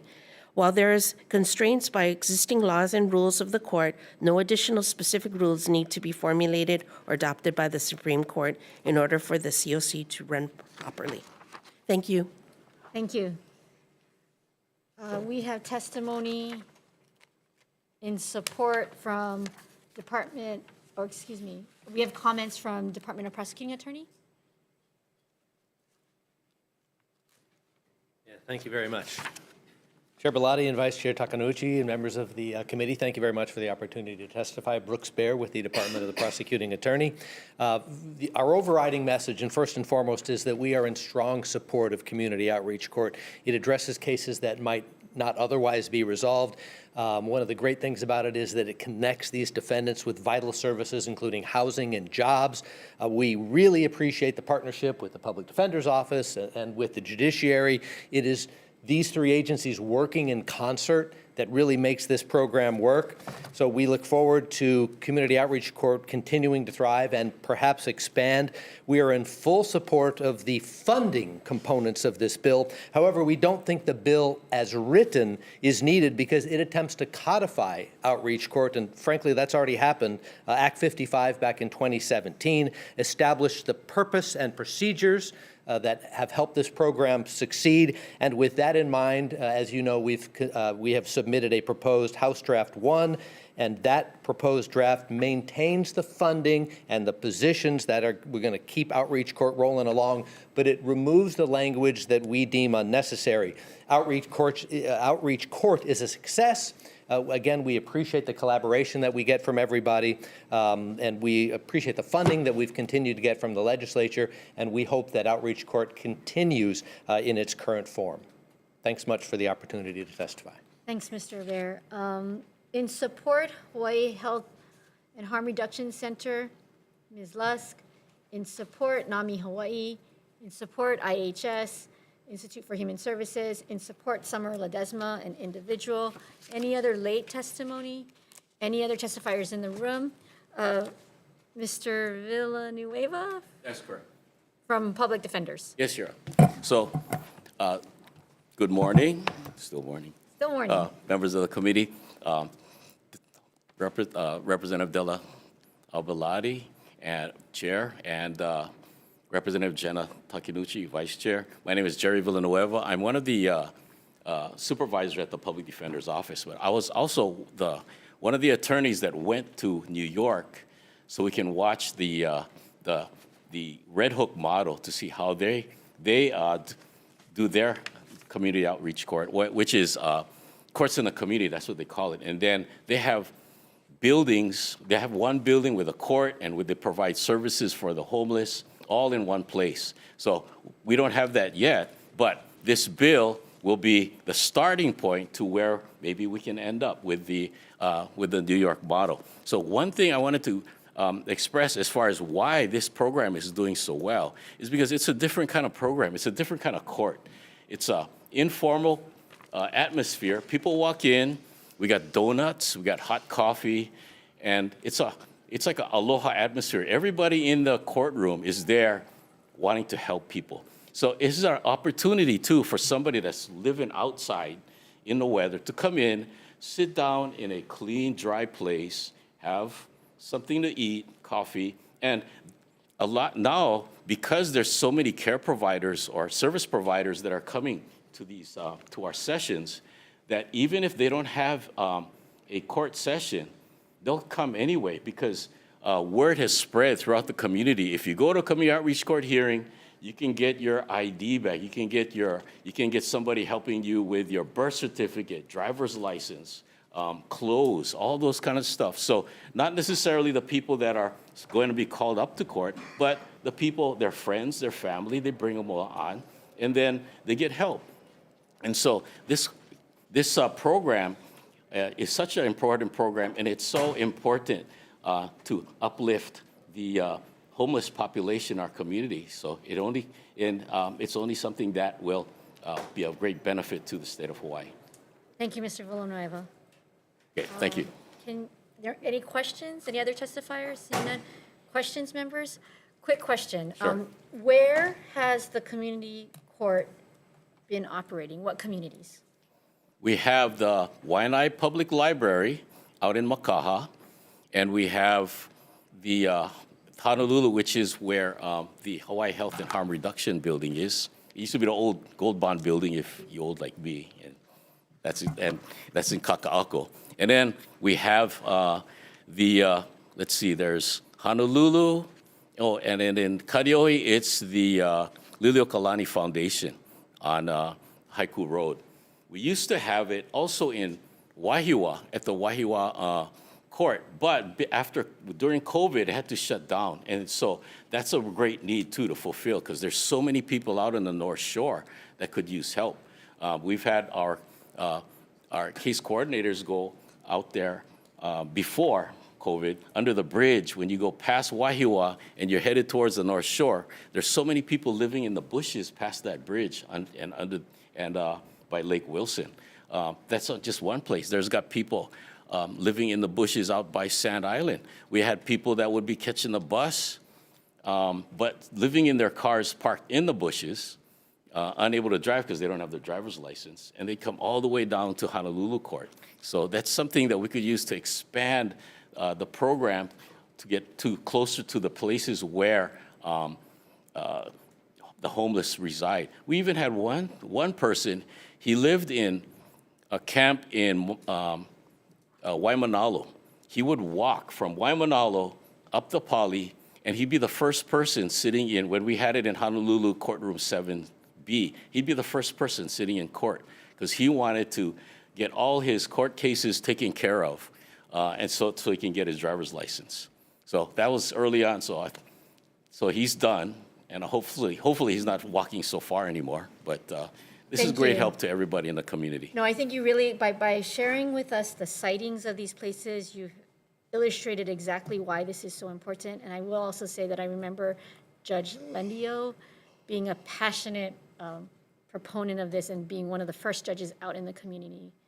I'm not wrong in that, right? Oh, yes. She was and there. One of the things to point out is the judges, while the chairs are being set up and the plastic tables and the equipment is being set up before court, the judges walk around. Judge Landio was doing that, and then now we have Judge Haya. He'll walk around, he'll talk to the participants, the people that's up for court, and he'll talk to their families. So it takes that fear away from court, because he'll talk to them about how they're doing, because some of them, they've come in like several times. And so the fear of going to court is like erased through this program, because it's so daunting for somebody to have to go to court and deal with the judges, and it's in a formal process in the courtroom. So it's nothing like that. It's so different. And I think that's why this program is so popular. And then just to reiterate, these are dealing with charges that are nonviolent, That is correct. low level. Nonviolent. This is not the ones that we have to be afraid of. These are ones that we need to help them clear up the administrative, and it's things that they need to clean up. Yes. But it's nonviolent kinds of crimes, and so we're helping them actually get connected to services so that they can become productive members of the community. That is correct. Okay, thank you, Mr. Villanueva. Any other questions? All right, seeing none, members, last bill, and we're going to make it by our Thank you very 11:30 much. a.m. deadline. House Bill 1324, members, this is another related to mental health, which has been the topic of most of this morning. This is insurance coverage. We heard a lot of bills that impact insurance mandates, so we're going to hear similar testimony on this one. This is for requiring mental health wellness examinations. First up, we have Department of Human Services. Concerns and comments. Aloha, Chair. I'm testifying via Zoom today. I'm Judy Moore-Peterson, MedQuest Administrator, and on behalf of Director Betts and the Department of Human Services, we provide comments with concerns regarding this measure. We stand by the written testimony. Thank you very much. Thank you. We have testimony from comments with Hawaii Disability. Hold on, am I in the right page? Excuse me, no, comments from DCCA. Thank you. Comments via Zoom, Kaiser Permanente. Hi, good morning, Chair, Vice Chair, and committee members. Thank you for the opportunity to testify. John Kiramitsu for Kaiser. Kaiser appreciates the intent of this bill to increase access. However, since this appears to be mandating new coverage, we would like to request an impact assessment report. I think that impact assessment report will be key here because it can, for social impact, regarding the impact of providing care and how it impacts quality of care and change in practice patterns will be useful to see how this impacts our already strained resources. And the financial impact, the extent to which proposed coverage might increase utilization, I think will be useful here, since we're of course, we're all looking at how our mental resources are already overburdened. But I guess Kaiser's strongest concern is that this bill may result in the opposite of what's intended, because it will exacerbate the challenges with our access to our mental health services while failing to address the shortage. So we're asking for, if this bill does move forward, if we could request an amendment which would allow all qualified healthcare providers, which includes the primary care provider, as opposed to just only limiting this to a mental health provider, to conduct this annual wellness exam. And this is currently in practice now.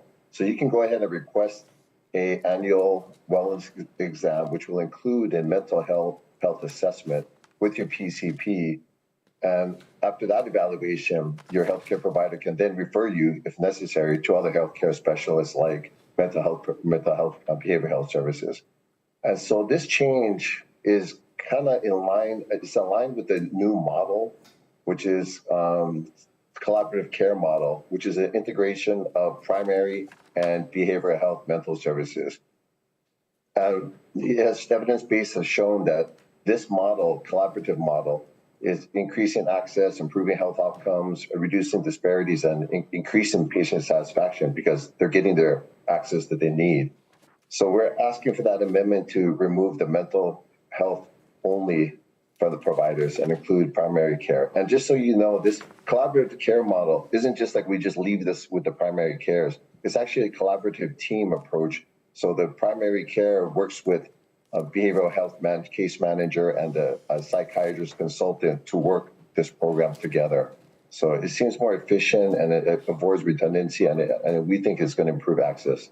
Thank you for your opportunity. Thank you, Mr. Kiramitsu. We have comments in person from HMSA. Thank you. Testimony in opposition from Ms. Wilkinson via Zoom. Oh. In person, welcome. Good morning, Chair, Vice Chair, members of the committee. My name is Rachel Wilkinson on behalf of the Hawaii Association of Health Plans. We stand on our written testimony in opposition. Thank you for the opportunity to testify, and I'm available for questions. Thank you, Ms. Wilkinson. Testimony in support by Phil Lee.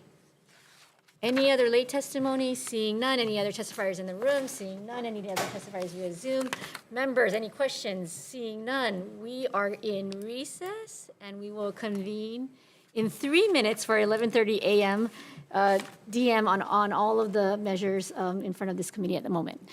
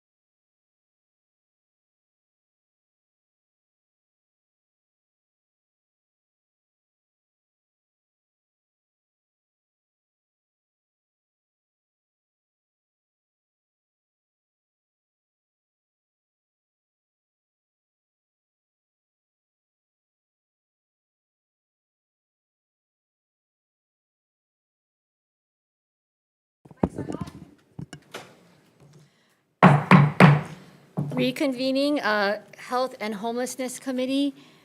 This is our 11:30 a.m. agenda for decision-making. Members, we have 4 bills on this agenda, 5, excuse me, that received a lot of testimony. Members, on House Bill 1966 and 1722, and for those 2 bills, my recommendation is to defer these measures at this time. Members, I want to provide a little bit of context about these measures. These are measures relating to providing health insurance coverage for sexual and reproductive health care services. Requiring. Yes, thank you, Representative Kobayashi. As well as requiring for certain diagnostic and supplemental breast examinations. Members, the reason why we have hearings is to surface serious questions. And with these mandated health insurance benefits, while yes, the Sunrise analysis was completed, the question raised about the intersection of essential health benefits and whether these new mandated services fall within essential health benefits is a question of great concern from a federal and a state perspective. We need to look carefully at the intersection of the Affordable Care Act and those requirements, as well as the requirements of the Prepaid Health Care Act and the ERISA exemption that is enjoyed by the state of Hawaii that congressionally mandates us to maintain essential health benefits or maintain the Prepaid Health Care Act, and these 2 measures raise questions about that. Members, my intention is going to be to ask and direct the AGs, the Insurance Commissioner's Office, and the Prepaid Health Council to come before this committee and explain the framework of these laws during our recess days. This is a question that we all need to look at and better understand as we proceed to move forward with any new required health mandates. And for those reasons, I am deferring House Bill 1966 and House Bill 1722. Members, any questions about this? Seeing none. Members, moving to House Bill 1624. This also would require services for standard fertility preservation services. Members, I'm going to move this one forward because we have received information, and we will follow up on this very closely if this bill were to move forward. These standard fertility preservation services fall within the area that already existed before the passage of the Affordable Care Act. And there may be more than sufficient legal justification to allow this one to go forward. And this insurance mandate did receive, in fact, a Sunrise analysis. And so for those reasons, I'm going to recommend passage of an HD1 with technical amendments for clarity, consistency, and style, and a defective date. Members, any questions? Vice Chair for the vote. Members voting on HB 1624, Chair's recommendation is passed with amendments. Chair and Vice Chair vote aye. Representative Amato? Aye.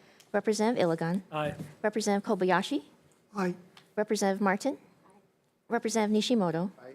Representative Garcia? Aye. Chair, recommendations adopted. Thank you. Members, on House Bill 2194 relating to health insurance, this is a measure to allow for step therapy. Members, this also raises the issue of potential issues with the Prepaid Health Care Act. We have another vehicle to look at for right to try. That also has a triple referral. I will be putting that bill onto hearing for Wednesday. And so at this time, members, because this may not be the right vehicle, House Bill 2194 is going to be deferred. Members, any questions, comments, discussion?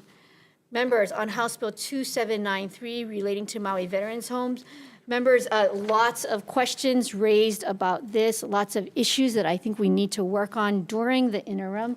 I recognize that there might be measures moving over from the Senate. So we, at this time, as the position of the House, will defer this measure and commit to working with this as we move forward. Again, we will entertain anything that might come over, but for this time, at this moment, because there are many challenges around both the Veterans Home, the transition of the Oahu Health Regional System, we will take this up during the interim. And so, members, my recommendation is to defer House Bill 2793. Thank you. That concludes our 11:30 a.m. agenda, members. On our 8:30 a.m. agenda, members, we heard a lot. For all of these bills, we have to process what are the recommendations. So Chair's recommendations for House Bill 1778, House Bill 1563, House Bill 2806, and House Bill 2253 is to push decision-making until Wednesday at 11:30 a.m. 11:30 a.m. on Wednesday.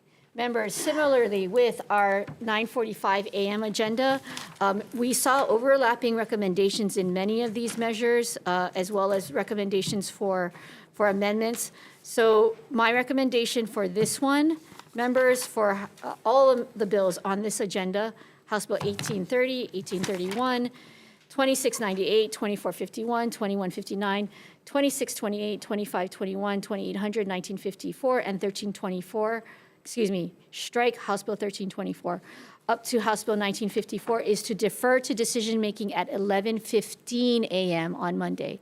We will defer all of these bills to 11:15 a.m., not on Monday, on Wednesday. On Wednesday. Members, House Bill 1324 raises that same concern of mandated health insurance benefits. So again, while I intended to move all of these bills, now that that issue has been resurfaced, Chair's intention is to defer House Bill 1324. Members, any comments, questions, or concerns?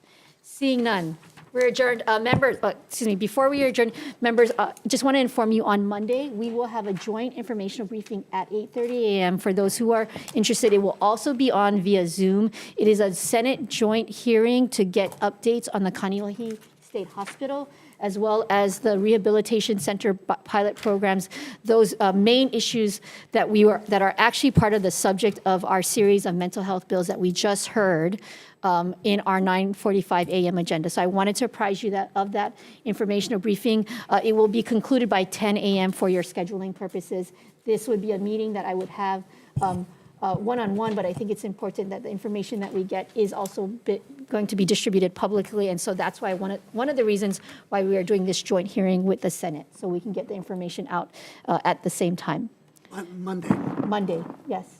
We are very busy, members. Thank you for all of your hard work. We are going full force, and I suspect that we will have very great results from this committee. Members, we are adjourned. See you on the floor.